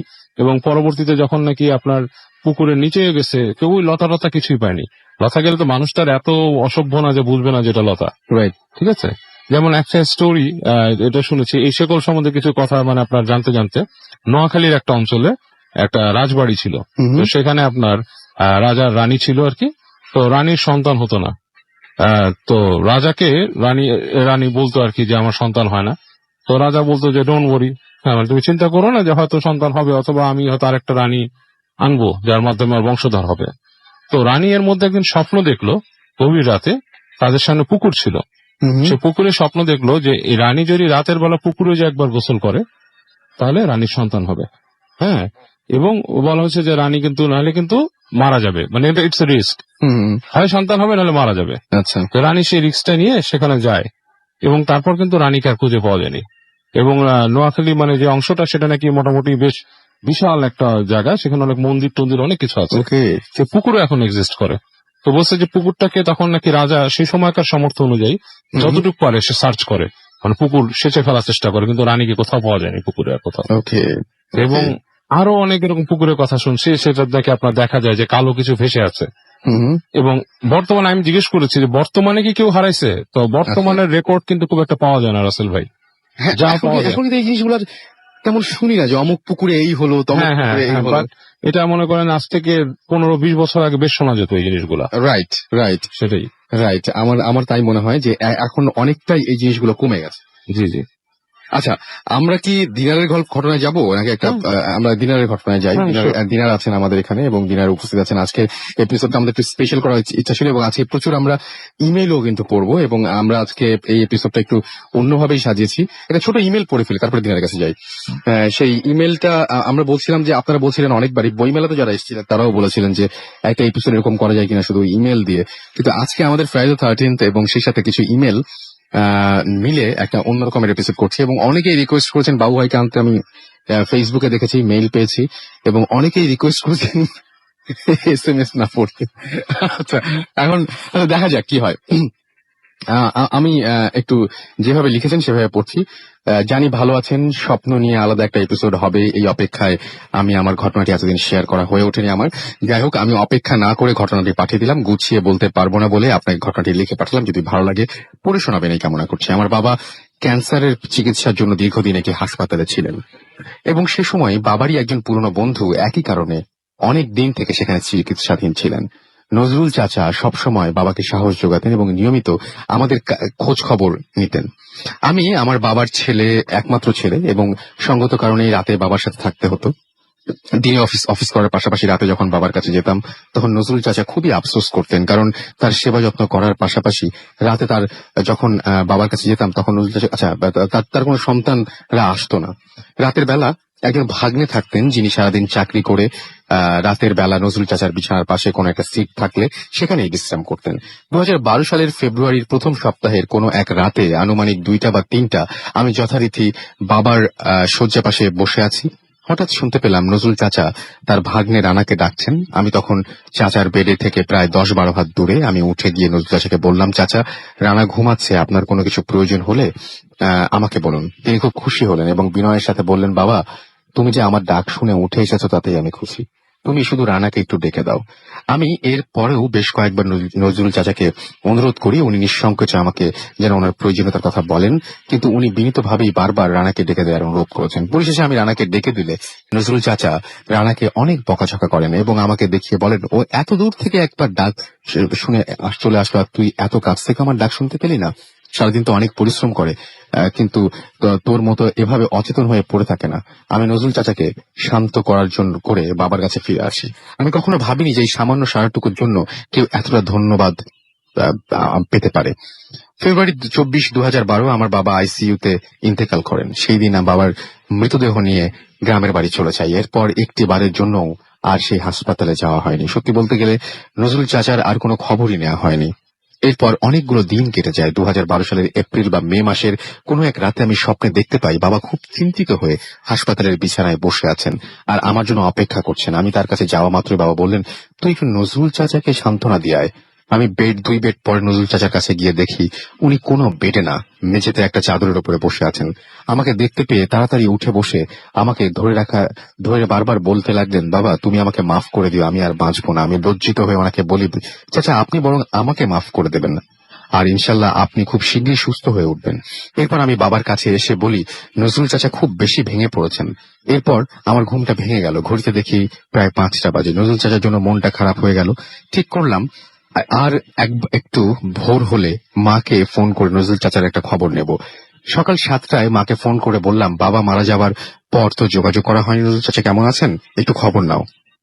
আমার মাও নজরুল চাচার কথা ভুলেই গিয়েছিলেন। মার কাছে রানার মোবাইল নাম্বারটা ছিল, কারণ বাবাকে আইসিইউতে স্থানান্তর করার সময় রানা অনেক হেল্প করেছে এবং রানাকে মা বিভিন্ন সময় ফোন করতেন এবং ফোন করে ঠিক মা ফোন করবে জানিয়ে ফোনটা রেখে দিল। আচ্ছা, ঠিক 3 মিনিট পর মার ফোনটা পেয়ে যা শুনলাম তা আমি কখনো আশা করিনি। মা কান্না জড়িত কণ্ঠে বললেন, তোমার নজরুল চাচা আজ সকাল 5টায় ইন্তেকাল করেছেন। আমি হতবাক হয়ে শুধুমাত্র ইন্না লিল্লাহি ওয়া ইন্না ইলাইহি রাজিউন পড়লাম। আর মাকে বললাম, মা আমি ফোনটা রাখি। এরপর ফ্ল্যাশব্যাকের মতো তার মুখটা মনে পড়ছিল আর কানে ভেসে আসছিল কয়েকটা শব্দ, বাবা তুমি আমাকে মাফ করে দিও। রাসেল ভাই, আমি জানি ঘটনাটা ভয়ের নয়। এক রাতের সামান্য একটু সাড়া যে এভাবে আমাকে নাড়িয়ে দেবে কখনোই অনুধাবন করিনি। সত্যি কথা বলতে নজরুল চাচাকে নিয়ে আমার অবচেতন মন কখনো ভাবেনি যে আমি স্বপ্ন দেখব। আর যখন দেখলাম তার কিছুক্ষণ পর জানলাম উনি আর নেই। তাহলে উনি আমার কাছে বিদায় নিতে এসেছিলেন? আজও আমি এ কোনো উত্তর পাইনি। ভালো থাকবেন, শুভকামনা রইল। মোহাম্মদ কামরুজ্জামান, পশ্চিম নাখালপাড়া, তেজগাঁ, ঢাকা। এই ছিল ঘটনা এবং এই ঘটনাটা আমরা পড়ে শোনালাম। এবং আপনারা যারা আমাদেরকে SMS করতে চান তারা SMS করতে পারেন, যারা ইমেল করতে চান আমাদের ইমেল করতে পারেন, যারা আমাদের ফেসবুকে কানেক্টেড থাকতে চান তাদেরকে বলি আমাদের ফেসবুকে www.facebook.com/radio.furti, www.facebook.com/bhutfm.russell। আমরা সারা সপ্তাহ জুড়ে কিন্তু আপনাদের SMS এবং ইমেল গুলো পড়ি, আপনাদের রিয়াকশন গুলো আমরা জানি। সেগুলো আপনারা আজকের এই প্রোগ্রামটা কেমন লাগছে জানাতে পারেন bhutfm@radiofurti.fm, which is bhwtfm@radiofurti.fm এই ঠিকানায়। এবং আপনারা আগামী সপ্তাহে যেহেতু আউটডোর শো, সুতরাং আপনারা যারা ঘটনা পাঠাবেন, যাদের ঘটনাগুলো ভালো হবে সেগুলো কিন্তু আমরা আউটডোরে দিয়ে পড়বো। সো দেখে নিন, যদি ভালো কোনো ঘটনা থাকে অবশ্যই পাঠিয়ে দিতে ভুল করবেন না। চলে যাচ্ছি দিনারের কাছে একটা চমৎকার ঘটনা শোনার জন্য। দিনার, কোথাকার ঘটনা, এটা কিভাবে ঘটেছিল? জি, আসসালামু আলাইকুম লিসেনার্স। রাসেল ভাই, ঘটনাটি সিলেট জেলার কোন একটি গ্রামের ঘটনা। তো আমি সবসময় ঘটনায় চলে যাই। রাসেল ভাই, আমি এখন যে ঘটনাটি শেয়ার করছি এটা আমার এক ফ্রেন্ড তার আঙ্কেলের মুখ থেকে শুনে। ঘটনাটি আজ থেকে 7-8 বছর আগে একটি ঘটনা। তো আমার ফ্রেন্ডের আঙ্কেল হচ্ছেন একজন খ্রিস্টান ধর্মের ধর্মযাজক বা ফাদার। তো তখন উনি সিলেট জেলার কোন একটি প্রত্যন্ত অঞ্চলে পাহাড়ি এলাকায় একটি চার্চের ফাদার হিসেবে দায়িত্বরত ছিলেন। আর ওইখানে আপনার ওই খ্রিস্টান ধর্মীয় বিষয় যারা পড়াশোনা করতো বা ফাদারল্যান্ডে যারা পড়াশোনা করতো, গরিব ছাত্ররা সেখানে সে পড়াশোনা করতো, একটা মিশনারি আন্ডারে ছিল। তো উনি যে পরিবেশটার মধ্যে ছিলেন সেখানে রাসেল ভাই তখন কিন্তু ইলেকট্রিসিটির ব্যবস্থাটা তেমন একটা ভালো ছিল না এবং চারপাশ পাহাড় ঘেরা একটা পরিবেশ ছিল। তো উনি যে বিল্ডিংটাতে থাকতেন সেটা হচ্ছে 2তলা একটা বিল্ডিং। তো সেই 2তলা বিল্ডিং এর উনি 2nd ফ্লোরে থাকতেন। তো ফার্স্ট ফ্লোরটা আসলে কেউ থাকতো না, কারণ হচ্ছে যে ওই গ্রামের যখন খ্রিস্টান কেউ মারা যেত তখন তাকে সেখানে এনে গোসল করানো হতো এবং শেষকৃত্যে যে বাকি কাজগুলো থাকে সেগুলো সেখানে সম্পন্ন করা হতো। এবং এটা নিয়ে কিন্তু রাসেল ভাই ওই জায়গার আদিবাসীদের মধ্যে একটা মিথ প্রচলিত আছে যে ওই এলাকায় যারা স্থানীয় যারা এর আগে মারা গেছে তাদেরকে নাকি অনেককে নাকি সেখানে দেখা যায়, উনি যে বিল্ডিংটা থাকতেন। আচ্ছা, তো রাসেল ভাই উনি ওনার সার্ভেন্টের মুখ থেকে একটা ঘটনা শুনে, সেটা হচ্ছে এরকম যে তার সার্ভেন্ট যে গ্রামটা থাকে ঠিক তার পাশের গ্রামে, তো তার পাশের বাড়িতে এক ছেলের উপর আলগা এসেছে। তো সিলেটের আঞ্চলিক ভাষায় আলগা বলতে বোঝা হচ্ছে কার ওপর জিন বা ভূত কোনো কিছু ভর করা বা জি, এরকম জি। কিছু। হ্যাঁ, তো উনি ওই সার্ভেন্টের মুখে শুনেন যে ওই ছেলেটা ঘটনা হচ্ছে এরকম যে সে ক্লাস 3-তে পড়ে। তো সে একদিন স্কুল ছুটি হওয়ার পর ঠিক বাসায় যখন ফেরার কথা, তো সে বাসায় না ফেরায় তার ফ্যামিলি মানে খুব তাকে খোঁজাখুঁজি করা শুরু করে। তো প্রায় 3-4 ঘন্টা পর তাকে খোঁজাখুঁজি করার পর দেখা যায় যে সে একটা মাঠের মধ্যে ঠিক মাঝখানে বসে আছে চুপচাপ। তো তার ফ্যামিলি দেখে তাকে সেখান থেকে নিয়ে আসে বাসায়। তো বাসায় না পর তাকে জিজ্ঞেস করে যে সে ওখানে কি করতেছিল একা একা। সে কিন্তু রাসেল ভাই মানে কিছুই বলতে পারে না তখন, এবং সে কিভাবে গেল ওইখানে বা মানে কি করতেছিল সে কিছুই বলতে পারে না। তো যাই হোক, সে বাসায় আসার পর থেকে প্রথম থেকে কিছু নর্মালি ছিল ব্যাপারগুলো, কিন্তু ডে বাই ডে সে কিছু আনইউজুয়াল মানে বিহেভিয়ার শুরু করে। যেমন হচ্ছে যে সে কার সাথে কোনো কথাবার্তা বলতেছে না, প্লাস যাদের সাথে স্কুলে যায় তাদের সাথেও মানে মানে স্কুলে যেতেছে না, সে একা একা স্কুলে যাচ্ছে এবং স্কুল থেকে একা একাই বাসা ফিরছে। এবং সবচেয়ে ইন্টারেস্টিং যে ব্যাপারটা ছিল যে তাকে যখনই কোনো কিছু দেওয়া হতো লাইক চকলেট বা ফ্রুটস, একটা দেওয়া হলে সে কিন্তু আরো 2টা চকলেট বা ফ্রুটস চাইতো। আচ্ছা আচ্ছা, ওকে। মানে প্রথম প্রথম তার ফ্যামিলি ব্যাপারটা বুঝতে পারে নাই, তো ডে বাই ডে কিন্তু সেই কাজগুলো করতেই থাকে। তো একদিন রাসেল ভাই সেই বাচ্চাটার আম্মা তাকে জিজ্ঞেস করে যে বাকি 2টা কেন? তখন সে বলে যে ওরা খাবে। ওরা খাবে? হ্যাঁ। আচ্ছা। তো ওরা খাবে বলে ওর নাম বলে যে ওর সাথে যারা খেলতো তাদের নাম বলে যে ওরা খাবে নাকি।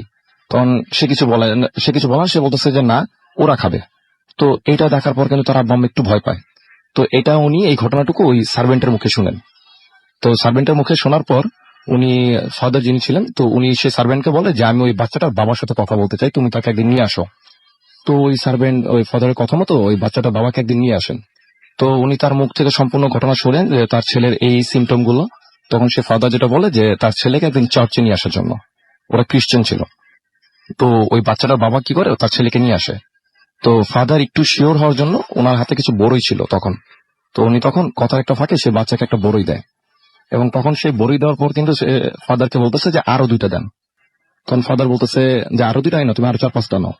সে কিন্তু বেশি নেয় না, যেমন ঘরের বড় মেম্বাররা থাকে যেমন ছোটদের জন্য নেয় না কোনো কিছু নিলে যে ছোটদের জন্য আরো 2টা নিব, তো সে ওই রকম সেম আরো 2টা নেয়। তো ফাদার দেওয়ার পর তার বাবাকে বলতেছে যে ওকে চার্চের ভিতরে নিয়ে আসার জন্য। তো রাসেল ভাই যখন তাকে চার্চের ভিতরে ঢোকানো হয় সে কিন্তু অস্বস্তি বোধ করতে থাকে। তো ফাদার কিছু সিমটম দেখে বুঝতে পারে, তো ফাদার তাকে নিয়ে বের হয়ে যায় চার্চের ভিতর থেকে। তো বের হয়ে যাওয়ার পর তার বাবাকে বলতেছিল যে এরকম উনি যতটুকু বুঝতে পারে যে সে খারাপ কোনো কিছু দ্বারা হয়তো প্রজেস্ট, এই জন্য সে এরকম বিহেভিয়ার দিতেছে। তো এর থেকে যদি মানে একটাই ওয়ে যে তাকে এক্সোরসিজম করতে হবে, যেটা মানে জিন ভূত তাড়ানোর যে প্রসেস। তো ওনাদের ধর্মে যেটা। হ্যাঁ, জি। তো তার বাবা কিন্তু এটাতে রাজি হয়ে যায়।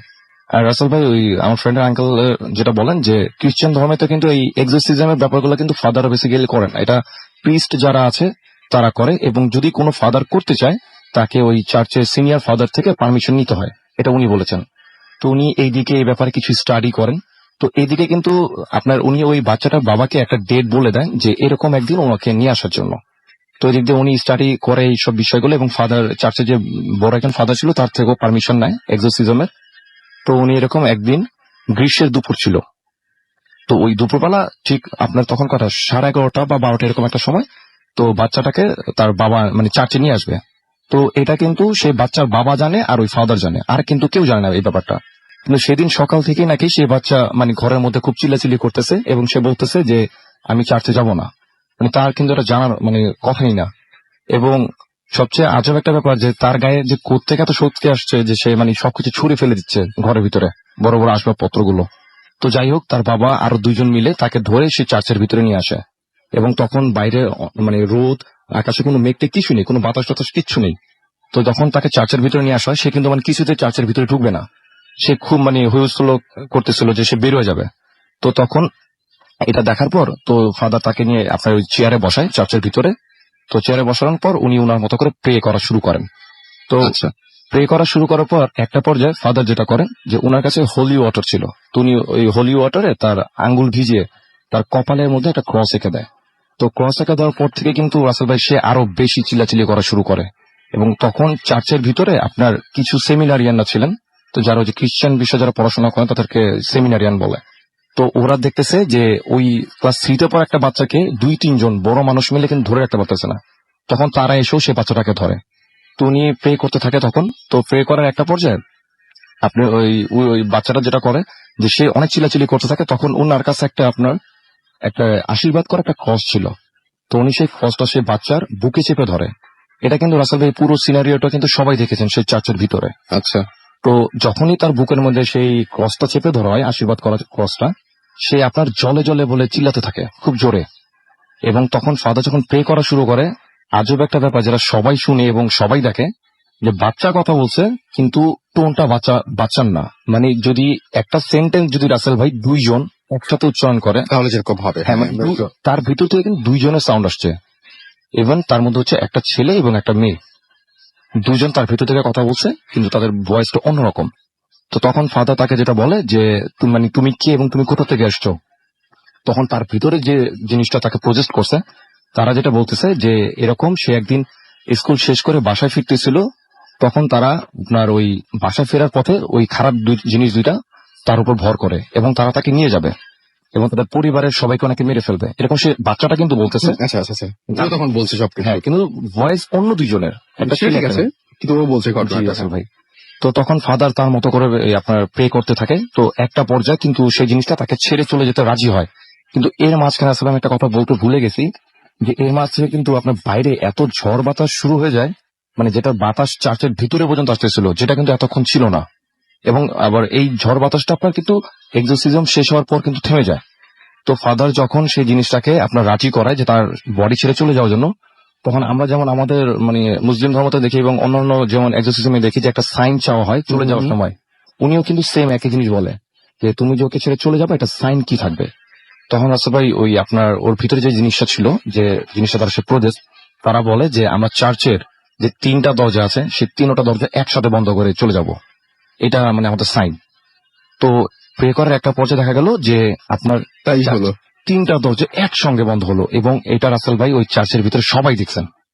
এবং মানে যখন এটা মানে দরজা 3টা বন্ধ হয়ে গেল, তখন কিন্তু আর কোনো ঝড় বাতাস কিছুই না সেখানে, এবং বাচ্চাটা সঙ্গে সঙ্গে সেন্সলেস হয়ে যায়। তখন ফাদার যেটা করে যে তার গলায় যে রোজারি মালাটা ছিল ওটা সে বাচ্চাকে পরিয়ে দেয় এবং তারপর থেকে কিন্তু সেই বাচ্চাটা ঠিক হয়ে যায়। তো আমি রাসেল ভাই যার ঘটনা শেয়ার করছি, মানে ওনার নিষেধ থাকে, আমি ওনার নামটা বলছি না, তুমি এখন অস্ট্রেলিয়াতে আছেন, তো ওনার কাছে এরকম আরো অনেক ঘটনা আছে। তো আমরা মনে হয় নেক্সট টাইম আরো কিছু পাবো এরকম ঘটনা।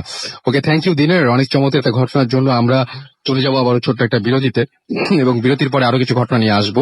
সেই পর্যন্ত অবশ্যই আমাদের সঙ্গে থাকুন। স্টে টিউনড টু রেডিও ফুর্তি এন্ড ডোন্ট স্টপ দ্য ফুর্তি। Night comes alive.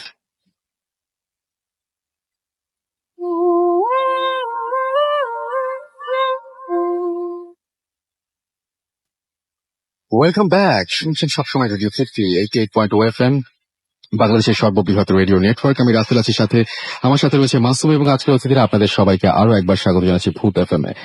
আমরা আরো একবার জানিয়ে দিই কিভাবে আমাদের সাথে কমিউনিকেট করবেন।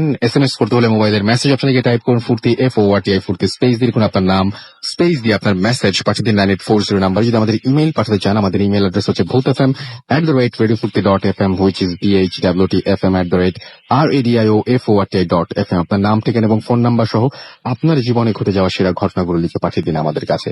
আমরা আরো একটা জিনিস বলতে চাই, সেটা আমাদের সাথে যদি আপনি ফেসবুকে কানেক্টেড থাকতে চান, তাহলে চলে যান www.facebook.com/radio.furti অথবা www.facebook.com/bhutfm.russell।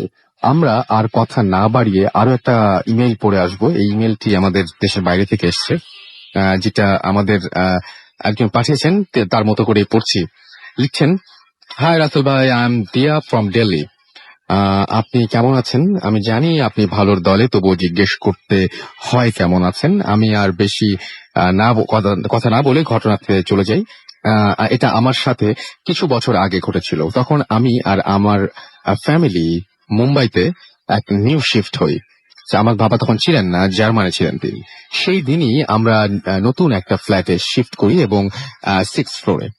নিউ শিফট বলে খুব টায়ার্ড ছিলাম, এবং আমি, আমার বোন, মা এবং আমার একটা আন্টি কোনো মতে আমরা ঘুমালাম, এবং রাত 3:45 আমাদের ইন্টারকম বেজে উঠলো। মা উঠে ফোনটি ধরলো এবং ওয়াচম্যান ফোন করেছিল, এবং সে বলছিল যে ব্যালকনি থেকে আচ্ছা, সে বলছিল যে কে যেন ব্যালকনি থেকে পড়ে গেছে।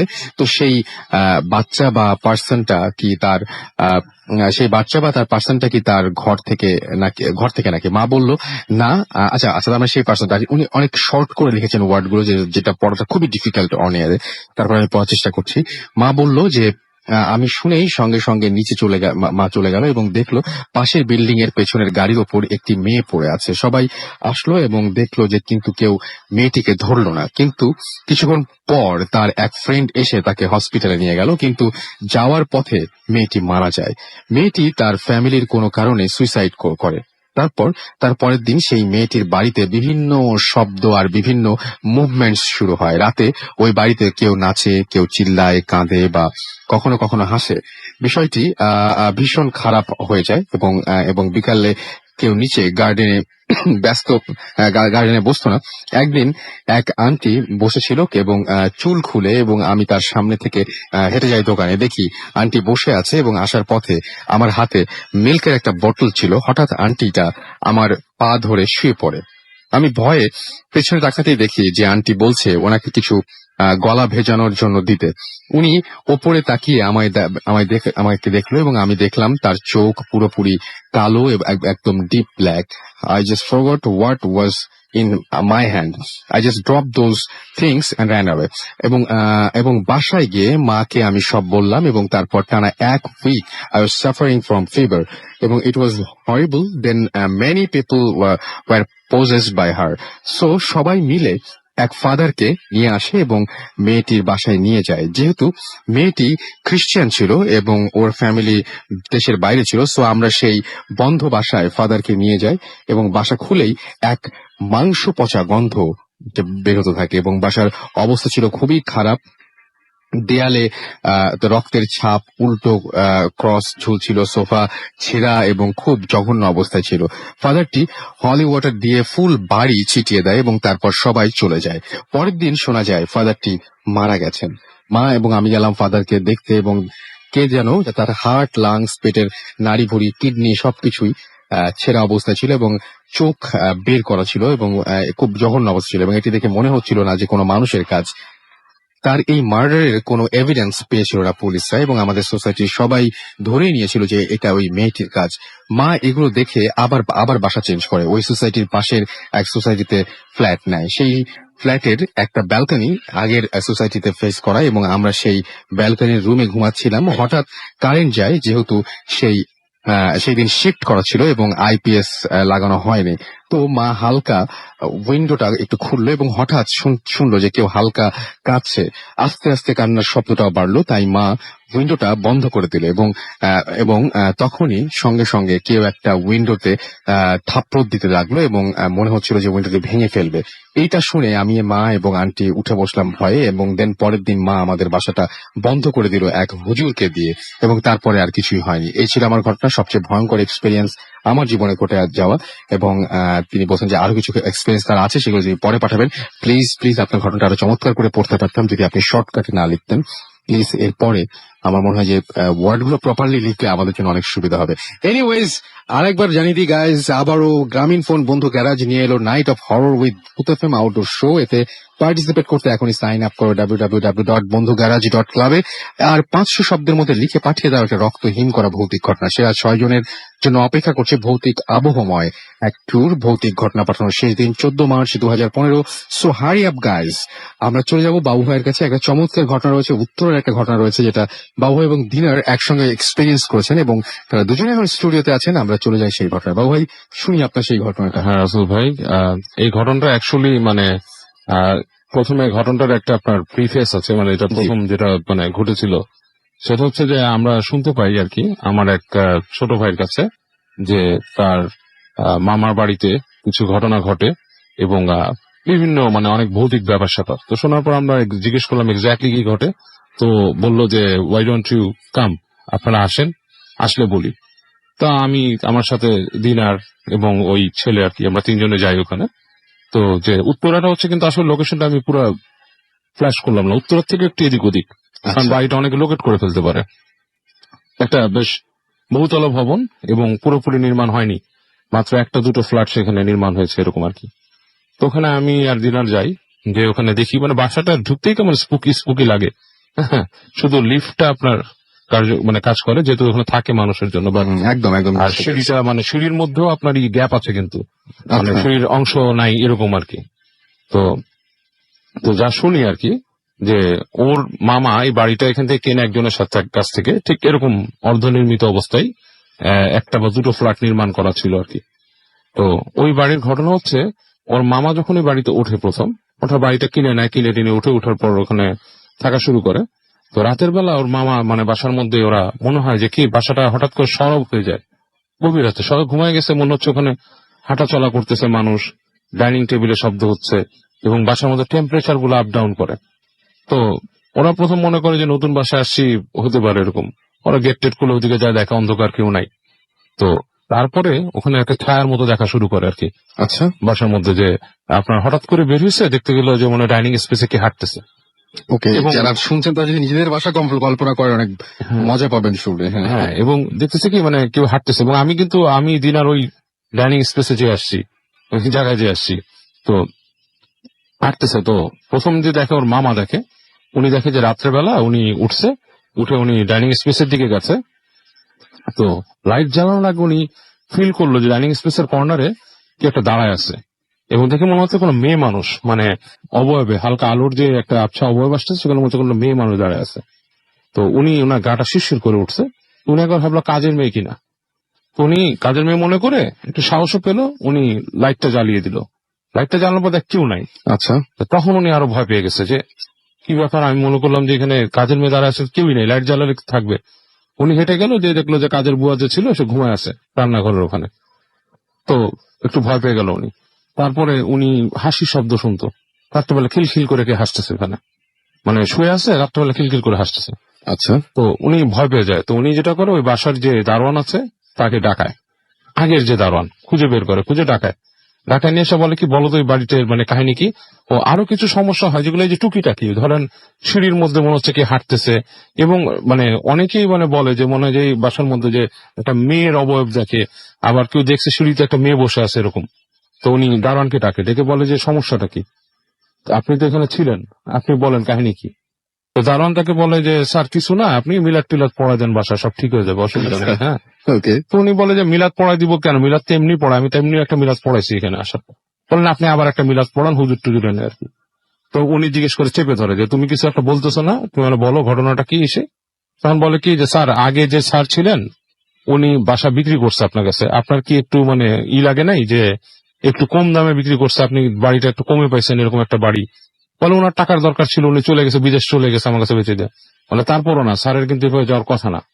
বলে কি, বলে যে তাহলে আপনাকে বলি যে স্যারের মেয়ে ছিল একটা। আচ্ছা। তো উনি এখানে থাকতো, এবং খুব মানে ভালো একটা মেয়ে ছিল। হুম। তো তার মানে আমি আমার ভাষায় বলতেছি, হ্যাঁ হ্যাঁ শিওর। তো বলতেছে যে তার একটা মানে সম্পর্ক ছিল, প্রণয় ঘটিত একটা ছেলের সাথে প্রেম ছিল, এবং তারা প্রায় দেখা করতো। হ্যাঁ, মানে দেখা হতো এসে। তা একদিন তাদের মধ্যে আর কি মানে কোন একটা মিসআন্ডারস্ট্যান্ডিং হয়, এবং মেয়েটাকে সে মানে আপনার সিডিউস করে ছেলেটা। আচ্ছা। এবং সিডিউস করার পরে দেখা যাচ্ছে যে মেয়েটা খুব সুসাইড কমিট করে। সুসাইডটা সে করে হচ্ছে উপরে, ওখানে সার্ভেন্টস কোয়ার্টারের মতো একটা জায়গা ছিল, কিন্তু ওখানে মানে জিনিসপত্র রাখছে, স্টোর রুম, সেখানে যে সে সুসাইডটা করে, এবং সুসাইড করে সে হাতের ভেইন কেটে আর কি। ওকে, খুবই খুবই খুবই হ্যাঁ। বাজে অবস্থা তার মানে এবং ছিল। বাবা ফার্স্টে বুঝতে পারে না, মনে করে যে মেয়েটা বাইরে গেছে, ইউনিভার্সিটিতে গেছে, খোঁজে, উনি করে তার মোবাইলে রিং দেয়, মোবাইল বাজে। তো একদিন দুই দিন পরে সে মানে হয়ে যায়, আপসেট হয়ে যায়, ছাদের ওখানে যায়, এমনি যায়, যে কারণটা গন্ধ পায়, গন্ধ পেয়ে রুমে ঢুকে দেখে যে মেয়েটা ওইখানে এই অবস্থা। এই অবস্থা। তো তারপর সে যেহেতু তার এটা একটা মানে প্রেস্টিজ কনসার্ন ব্যাপার, তিনি এটা আর খুব একটা ফ্ল্যাশ করে নেই, উনি মেয়েকে করে দেয়, মানে নর্মালি একটু খবরটা চাপা দিয়ে উনি ওইটা মেয়েটাকে কবর দিয়ে দেয়। এবং তারপর থেকে উনি খুব ডিপ্রেস থাকতো ওই বাসায়, এরকম মানে ওনার কাছে খারাপ লাগতো, উনি কিছু কিছু জিনিস ফেস করতো, এবং প্রবাবলি ডিপ্রেশনের জন্যই উনি বাড়িটা বিক্রি করে চলে যায়। আর উনি এই ওনার পারিবারিক এই ঘটনাটা গোপন রেখে দেয়, এটা আর বলে না। এর জন্যই মানে ওনার এই হাইডিং থিংটা, বাসা সম্বন্ধে আমি খুব একটা বেশি বলতে পারতেছি না ডিটেইলস। ওকে। তো এবং উনি যিনি কিনেছেন তারও এখানে সিকিউরিটির ব্যাপার আছে, ওনার বাসায় অবশ্যই ইসের ব্যাপার আছে। তো যাক, তো আমরা যে যাই আমাদেরকেও বিভিন্ন বলা হয় যে এখানে আসলে এইসব কথা কাউকে বলবা না, ওই ছেলেই বলছে আমাদেরকে বলবেন না প্লিজ। তো ওখানে থাকি, তারপর আমরা দিনারকে নিয়ে আমি রাতে এখানে অনেক রাত পর্যন্ত থাকি, প্রায় শেষ রাত পর্যন্ত। ওই যে আমাদের সাথে ছোট ভাই ছিল, ও ছাদে নিয়ে যায় আমাদের, ওই রুমটাতে গিয়েছি। এবং রাসেল ভাই গা ছমছম করা একটা পরিবেশ বাসার মধ্যে। হ্যাঁ, মানে আপনার আর একটা জায়গায় যেটা দিনার মানে করছে আমি জানি না, আমি হেঁটে নামতেছিলাম মানে সিঁড়ি দিয়ে লাফতে, মানে হাঁটাহাঁটি করতেছি তো আমি আর দিনার, তো দিনার ওখানে দেখতেছে আমি হেঁটে নামতেছি। তো একটা জায়গায় আমার কাছে মনে হলো যে আমি কিছু একটা ছায়ার মতো দেখলাম, এবং আমি সিঁড়িতে কিন্তু নামতেছিলাম আমার সাথে ওই মোবাইলের ফ্ল্যাশ লাইটের যে আলোটা লাইটটা ওটা দিয়ে। আচ্ছা, তো হঠাৎ করে আমি ফাইন্ড আউট করলাম যে দিনার আমাকে টেনে, বাবু ভাই কি ব্যাপার, টেনে সরে আনলো, আপনার কি মাথা খারাপ ভাই, কই যান? আমি দেখলাম যে সামনে আমি যেখান থেকে নামতেছিলাম ওইটাই কিন্তু ইনকমপ্লিট সিঁড়ি, এরপর আচ্ছা। কিন্তু সিঁড়ি নাই, বুঝতে পারছেন? মানে আমি যদি আরেকটু যেতাম আমি কিন্তু ওখান থেকে পড়ে যেতাম, ঠিক ধরেন পরের ইসে ল্যান্ডিং এ যে পড়তাম। তো মানে খুবই একটা রিস্কি। তো আমি হন্টেড এখনো ওরকম একটা মানে হ্যাঁ থমথমে একটা পরিবেশ বলা যেতে পারে। পরিবেশ, এবং আমি মানে আমি এত অসচেতন না যে আমি একটা নির্মাণাধীন ভাবে সিঁড়ি দিয়ে হাঁটতেছি এবং আমি নিজে খেয়াল করবো না যে পড়ে যাওয়ার ব্যাপারটা। তো ওইটাও দিনার বলতেছে ভাই কি হয়েছে, ওকেও জিজ্ঞেস করে ও কিরকম ফিল করছে, একটু ওর মুখ থেকে শুনলেই মনে হয় ভালো হবে। হ্যাঁ, শিওর শিওর। তো রাসেল ভাই যখন আমরা সেই বাসাটা যাই, তো আমি কিন্তু বাবু ভাইয়ের সাথে, আমি আর বাবু ভাই এরকম অনেক জায়গায় গেছি, তো ইনভেস্টিগেশন বা এইগুলো দেখতে গেছি অনেকের মুখ থেকে শোনার পর। কিন্তু আমি যখন বাবু ভাইকে দেখতেছিলাম যে বাবু ভাই যখন হাঁটতেছে, মানে আমি ভাবছি মানে প্রথমে খেয়াল নেই, ভাবছি মানে বাবু ভাই মানে খেয়ালই করতেছে, খেয়াল করারই কথা, যে ওখানটা সিঁড়িটা নাই, এটা মানে খেয়াল করারই কথা। তো আমি দেখতেছি বাবু ভাই কিন্তু দিব্যি ওই দিকটাতে মানে মানে ওই দিকেই আগে করতেছে। হ্যাঁ, এবং মানে তখন আমি মানে আমিও কিন্তু বাবু ভাই কিছু বুঝে উঠতে পারিনি যে আপনি কি ওখান থেকে পড়ে যাচ্ছেন নাকি নিচে নামবেন। আমি এসে কিন্তু বাবু ভাইকে পিছন দিকে টান দিচ্ছি, আপনি কি করতেছেন। কিন্তু বাবু ভাই কিন্তু তখন কিন্তু আমাকে কিছুই মানে ঠিক করে বলতে পারতেছিল না যে উনি মানে কি ভাবে এই দিকটা কেন আসছেন। আর ওইখানে যাওয়ার পর বাবু ভাই যেটা বললো যে গা ছমছম করা যে একটা পরিবেশ, কিন্তু বাবু ভাই আমার কিন্তু মানে যাওয়ার পরে কিন্তু মানে মানে হাতের লোম টোম দাঁড়িয়ে গেছে, এবং আমি অন্যরকম একটা ফিলিংস সেখানে যাওয়ার পর হয়েছে। ওকে, আপনার ওই ঘটনা শোনা থাকার কারণে কাইন্ড অফ না, মানে আসলে রাসেল ভাই এরকম অনেক স্পুকি প্লেসে কিন্তু গেছি, অনেক কিছু শুনছি, বাট ওইখানে আসলে আছে। এবং আমার কাছে আসলে মনে হয় যে কোনো একজন মানুষের চলাফেরা ওখানে হয়। আচ্ছা, হ্যাঁ, এবং ওই আপনার ওই যে মানে কেমন একটা মানে কান্নার শব্দ টাইপের এই ধরনের শব্দ আমার কানেও মনে হয় আসছে। ওকে, এখন আসলে বাসার মধ্যেই আছে। এবং মজার ব্যাপার হচ্ছে উনি যে ফ্ল্যাট গুলা ইনকমপ্লিট, এর মধ্যে যে ফ্ল্যাটটাতে ওই অকারেন্সটা ঘটছে, এখন যিনি থাকে উনি কিন্তু ওই ফ্ল্যাট আর থাকেন না, আচ্ছা, ওটাতে সরে গেছেন, উনি নিজেই সরে গেছেন। এবং উনি চেষ্টা করছিল আরো দু একটা ফ্ল্যাটে কাজ করতে, ওই ফ্ল্যাটের অপোজিট যেটা ফ্ল্যাটটা সেটাতে কিন্তু আপনার এই মিস্ত্রিরা কাজ করতে যায় দ্বিতীয় দিন থেকে আর করে নাই না, মিস্ত্রিরা বলে যে আমরা করবো না, ভাই আমরা পারবো না, কাজ ছেড়ে দিয়ে চলে যায় ওখান থেকে, এবং কন্ট্রাক্টও নিতে চায় না। ওকে, এখন বেচারা একটু সমস্যায় আছে এখন। তো উনি এই জন্যই আর কি ওই ছেলেটা বলছিল যে আপনারা আসেন দেখেন কিছু হয় নাকি। তা আমরা কি করবো, আমরা সেটাই। আমি বিশ্বাস করি যে যদি ওনারা যদি কোনো ভালো হুজুর টুজুর পান ওই জায়গায় এনে যাতে দোয়া পড়ে বাড়িটাকে বন্ধ করে কিছু করতে পারেন, এরকম কিছু হয়তো। ওকে, থ্যাংক ইউ সো মাচ বাবু ভাই। আমরা আরো দেখতে পাচ্ছি যে আমাদের কাছে আসলে আপনারা রেগুলার অসংখ্য এরকম ঘটনা আপনারা পাঠান, এবং আপনারা রেগুলার ভূত এফএম এর সাথে আছেন। আমি আরো একবার জানিয়ে দিই কিভাবে আমাদের ঘটনা পাঠাতে হবে। দিস ইজ ভেরি ইম্পর্টেন্ট যে আপনারা ঘটনা না পাঠালে ভূত এফএম বন্ধ হয়ে যাবে। এবং আগামী সপ্তাহে আমরা চাই একটা আউটডোর শো করতে, যেটা আপনারা গত সপ্তাহ থেকে শুনে আসছিলেন, এবং আশা করছি যে সেই শোটা খুব সফলভাবে আমরা করতে পারবো। সেই জন্য আপনাদের স্টোরি দরকার, অনেক অনেক অনেক ঘটনা পাঠিয়ে দিন আমাদেরকে যে যেখানে আছেন। এবং ঘটনা পাঠাতে হলে ইমেল করতে হবে আমাদেরকে, এবং আমাদের ইমেল অ্যাড্রেসটা জানিয়ে দিচ্ছি bhutfm@radiofurti.fm, which is bhwtfm@radiofurt.fm। আপনার নাম, ঠিকানা এবং ফোন নাম্বার সহ আপনার জীবনে ঘটে যাওয়া বা আপনার জানা সেরা ঘটনাটি পাঠিয়ে দিন আমাদের কাছে। ঘটনার শুরুতে অবশ্যই উল্লেখ করুন যে ঘটনাটি আপনি স্টুডিওতে এসে শেয়ার করতে চান, নাকি আপনি চান যে আপনার ঘটনাটা আমরা পড়ে শোনাই। আমরা যদি আপনি যদি ফেসবুকে আমাদের সাথে যোগাযোগ করতে চান তাহলে আমাদের পোস্টটিতে লাইক দিন এবং কমেন্ট করুন, এবং আমরা আশা করব যে আপনাদের এই ফেসবুকে আমাদের সাথে আপনারা রেগুলারলি কানেক্টেড থাকবেন, এবং বিভিন্ন সময় কিন্তু আমরা বিভিন্ন আপডেট দেই ফেসবুকে, সেগুলো খুব ভালোভাবে লক্ষ্য করবেন। এবং আমি যেটা বলবো সেটা হচ্ছে যে আমাদের ফেসবুকের অ্যাড্রেসটা একটু বলতে চাই, সেটা হচ্ছে www.facebook.com/radio.furti, www.facebook.com/bhutfm.russell। অনেকেই পেজে এসে লেখেন যে এটা রিয়েল পেজ কিনা। আমার খুব আজব লাগে, যেটা যদি ফেক পেজও হতো, যদি বলতো হ্যাঁ এটা রিয়েল পেজ, তা কি লাভ হতো? আসলে কোনো লাভ ছিল না। যাই হোক, আমরা ছোট্ট বিরতিতে যাচ্ছি এবং বিরতির পরে আবারও ফিরে আসছি। সেই পর্যন্ত আমাদের সাথেই থাকবেন। স্টে টিউন টু রেডিও ফুর্তি অ্যান্ড ডোন্ট স্টপ দ্য ফুর্তি। Bhoot FM. Night comes alive we're thriving for.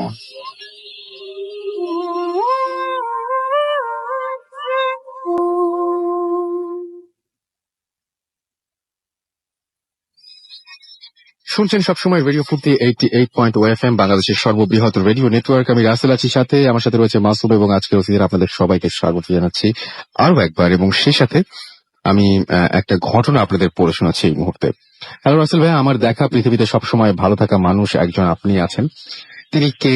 আচ্ছা, একজনই আছেন। তিনি কে? ভূত এফএম এর সবার সব শ্রোতারাই জানেন, তাই আর প্রশ্ন করলাম না। যাই হোক, আমি নাজমুল হক রাজীব, থাকি ঝিনাইদহের কোটচাঁদপুরে তালসার গ্রামে। এত থেকে স্টুডিওতে আসা সম্ভব না, তাই লিখে পাঠালাম। আপনি 3/3/2015 তারিখে আমার ফেসবুক স্টেটাসে আমাদের চারপাশে ঘটে যাওয়া নানা ঘটনার কথা বলেছেন। আমাদের দেশে আমাদের নানা ধরনের বিশ্বাস রয়েছে, যেমন ধরুন সন্ধ্যা হবার সাথে সাথে ঘরে বাতি জ্বালাতে হবে, না হলে অলক্ষ্মী বাসা বাঁধবে।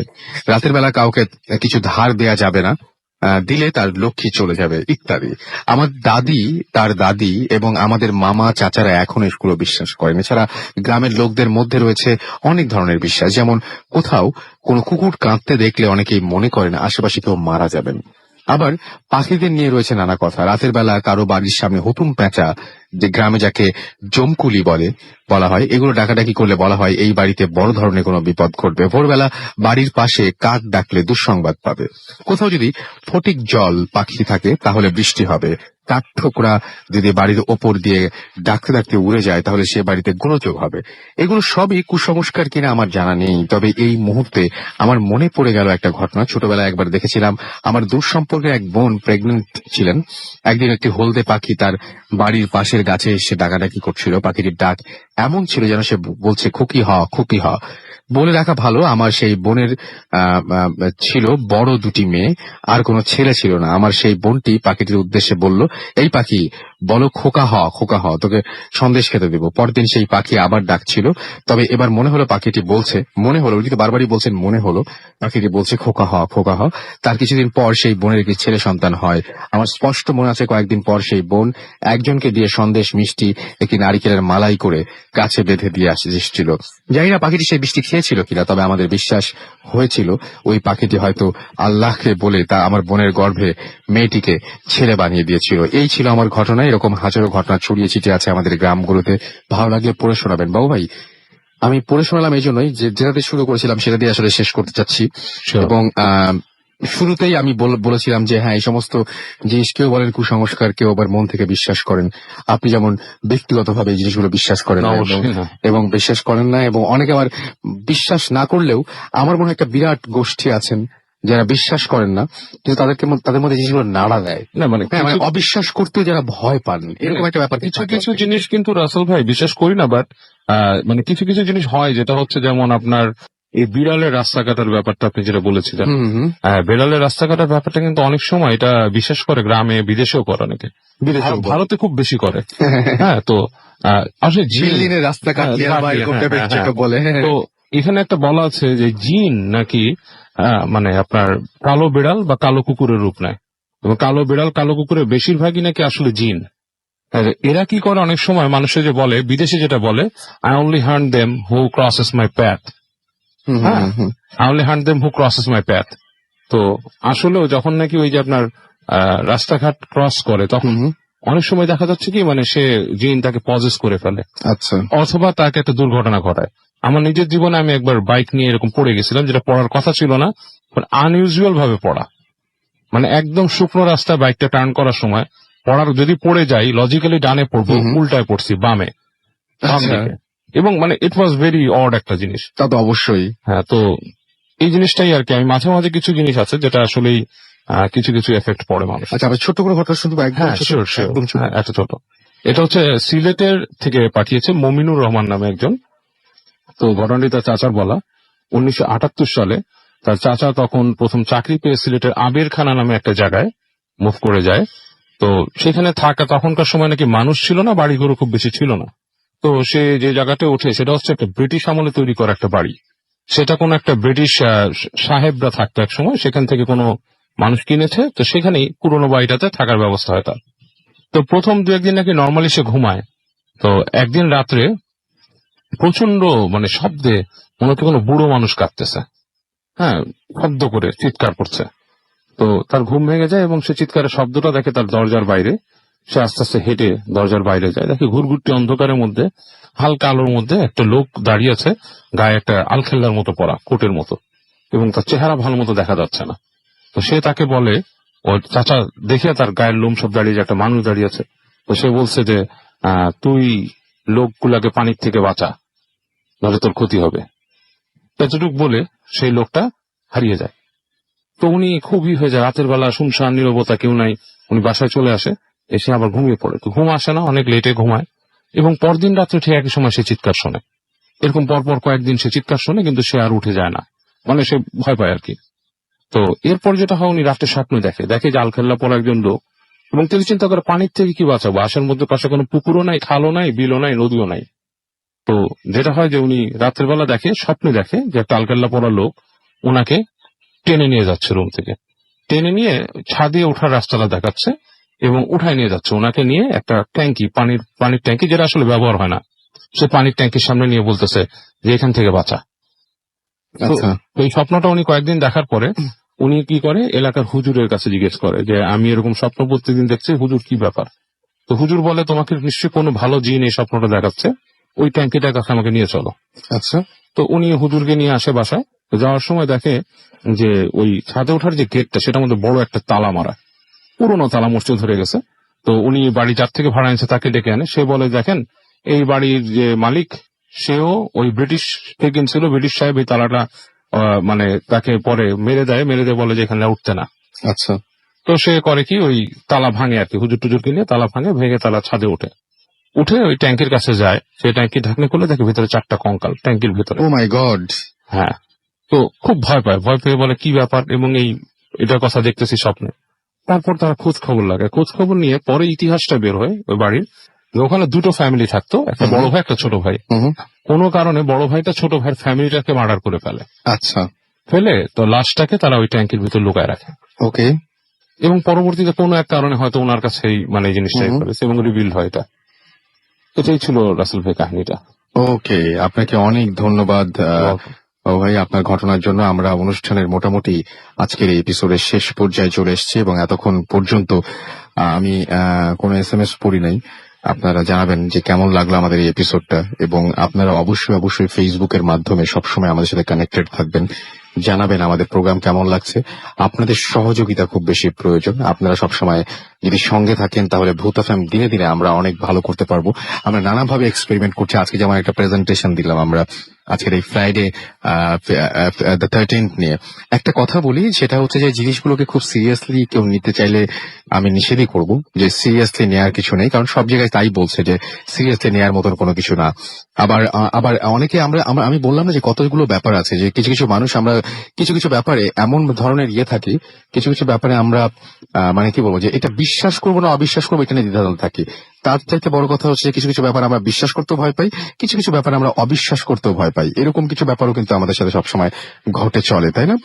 তো আজকের এই এপিসোডটা কেমন লাগলো সেটা অবশ্যই জানাবেন। এবং আজকে সিরিয়াসলি আমি বলতে চাই যে আজকে আপনাদের এই ফ্রাইডে দ্য 13th কি আর সব ফ্রাইডের মতোই ছিল, নাকি আজকের ফ্রাইডেটা আসলেও একটু অন্যরকম ছিল? আজকে কোনো অঘটন ঘটেছে কিনা, সেটা অবশ্যই আমাদের জানাতে পারেন। আমাদের ইমেল করতে পারেন। আমাদের ইমেল অ্যাড্রেস হচ্ছে bhutfm@radiofilthy.fm, which is BHWTFM@radiofort.fm। অবশ্যই যারা এখানে ঘটনা পাঠাবেন, তারা শুরুতে উল্লেখ করবেন যে এই ঘটনাটা আপনি স্টুডিওতে এসে শেয়ার করতে চান, নাকি আপনি চান যে আপনার ঘটনাটা আমরা পড়ে শোনাই। যারা আমাদের অডিও ক্লিপ পাঠাতে চান, অর্থাৎ দেশের বাইরে রয়েছেন, তাদেরকে বলবো, যদি আপনি চান যে বছরের শেষে বর্ষসেরা সব ঘটনা নিয়ে যদি আপনি চান যে আপনার ঘটনাটিও ভূতপ্রেমের সেই স্পেশাল বইটিতে স্থান পাক, তাহলে অবশ্যই আপনি আপনার ঘটনার সাথে আপনার যে লেখাগুলো রয়েছে, মানে যে ঘটনাটা সেটা লিখেও পাঠাবেন আমাদেরকে। আর যারা আমার সাথে ফেসবুকে কানেক্টেড থাকতে চান, তারা চলে যান www.facebook.com/radio.furti, www.facebook.com/bhutfm.russell। সারা সপ্তাহ জুড়েই যত ইচ্ছে তত কমেন্ট করতে পারবেন, যত ইচ্ছে তত আলোচনা ঝড় তুলে আমি কিন্তু রেগুলার দেখবেন আপনি অনেক জায়গাতেই দেখবেন যে ওই ওয়ালেও রিপ্লাই দেখতে পাবেন। সুতরাং আমরা কিন্তু রেগুলার ঢুকছি, চেক করছি আপনাদের সুবিধার জন্য, আপনাদের কাছ থেকে জেনে নিচ্ছি কেমন লাগছে ভূত এফএম, এবং সেই অনুযায়ী আমরা চেষ্টা করছি আরো নতুন ভাবে ভূত এফএম কে প্রেজেন্ট করতে। তো বাবা একটা কথা শুধু আপনার কাছে লাস্ট আমরা বলবো, আমরা শেষ করতে দিতে চাই এখন, সেটা হচ্ছে যে এক বাক্যে যদি মানে এই জিনিসটা কেউ মানে এই যে 13th নিয়ে, ফ্রাইডে দ্য 13th নিয়ে আপনার কাছে আসলে যদি এটা বলি যে এক লাইনে বলেন, Friday the 13th, what is Friday the 13th? Actually আমার কাছে এটা Superstition? হ্যাঁ অবশ্যই সুপারস্টিশন, সেটা নিয়ে আমার কোনো মাথা ব্যথা নাই, কারণ ফ্রাইডে হচ্ছে আমার কাছে, আমি মুসলমান, জুম্মার দিন নামাজ পড়বো, পবিত্র দিন, এতটুকুই। এটা নিয়ে আসলে কিছু ভালো সেটাই লাগে না। আমি একটা জিনিস খুব মানে এখনো দেখি যে আমার বাসাতে আমার বাবা এই দিনটিতে বিশেষ প্রস্তুতি নেন যে আজকে বৃহস্পতিবার রাতের পরে শুক্রবার রাত আসছে, Right. কিছু বিশেষ প্রস্তুতিটা থাকে যত অবশ্যই। ওই দিন তিনি সাধারণত অসুস্থ থাকলেও তারপরেও কিছু কিছু বিশেষ আমল বা ইবাদত জি, জি। তিনি করেন। এটা কারণ একটা ছোট পয়েন্ট রাসেল ভাই, মুসলমানরা বিশ্বাস করে প্রতি মঙ্গলবার এবং বৃহস্পতিবারে মানুষের সাপ্তাহিক আমল নামা আল্লাহর কাছে পেশ করা হয়। ওকে, তো সুতরাং মানে ওইটা পবিত্র দিন, এবং জুম্মাকে বলাই হচ্ছে মুসলমানদের ছোট ঈদ। আচ্ছা। সেটাই। So, এটা সেটাই এবং অনেকের কাছ থেকে আমি নানান ধরনের এরকম পেয়েছি, এবং আপনারা দেখতে পারবেন যে ওয়ালে অনেকে ফাইটও করেছেন এই সমস্ত বিষয় নিয়ে। তো সেখানে যে খোঁজ খবর নিতে পারেন। যাই হোক, আজকে আমরা আসলে ইচ্ছা করে একটা বিশেষ স্পেশাল এপিসোড করলাম, এবং আমরা আজকে আপনাদের কমেন্ট, আপনাদের ফেসবুকের কমেন্ট, আপনাদের SMS কিছুই পড়িনি। আগামী সপ্তাহে নিশ্চয়ই আমরা সেগুলো আবার আমরা আপনারা চাইলে আগের মতো ফর্মে ফিরে আসবো। এক্সপেরিমেন্ট করছি, এবং আপনাদের কোনটা ভালো লাগে সেটা অবশ্যই আমাদের জানাবেন। একটা খবর দিয়ে শেষ করতে চাই, সেটা হচ্ছে যে আবারও গ্রামীণ ফোন বন্ধু গ্যারাজ নিয়ে এলো নাইট অফ হরর উইথ ভূত এফএম আউটডোর শো। এতে পার্টিসিপেট করতে চাইলে এখনই সাইন আপ করো www.bondhugarage.club এবং 500 শব্দের মধ্যে লিখে পাঠিয়ে দাও রক্ত হিম করা ভৌতিক ঘটনা। সেরা 6 জনের জন্য অপেক্ষা করছে ভৌতিক আবহাওয়ায় ট্যুর, এবং ভৌতিক ঘটনা পাঠানোর শেষ দিন আজকে, অর্থাৎ এখন তো আজকেই হয়ে গেছে 14 March 2015। So hurry up guys, আজকের মতো এখানে শেষ করছি। কথা হবে আবারও আগামী সপ্তাহে। সেই পর্যন্ত সবাই ভালো থাকবেন, সুস্থ থাকবেন, শুনতে থাকবেন, মোস্ট ইম্পর্টেন্টলি ফুর্তি থাকবেন। যারা এতক্ষণ ধরে আমাদের সাথে SMS করে জানিয়ে দিলেন, আমি পড়বো। যারা আমাদের ইমেল করলেন, যারা আমাদের সাথে ফেসবুকে কানেক্টেড ছিলেন, তাদেরকে অনেক অনেক অনেক অনেক ধন্যবাদ। যারা শুধুমাত্র শুনেছেন তাদেরকে অনেক ধন্যবাদ, যারা শোনেননি পরে শুনবেন তাদেরকেও অনেক ধন্যবাদ, এবং বাবু ভাই ডিনার দুজনকে অসংখ্য ধন্যবাদ। আজকের মতো এখানে শেষ করছি। টাটা।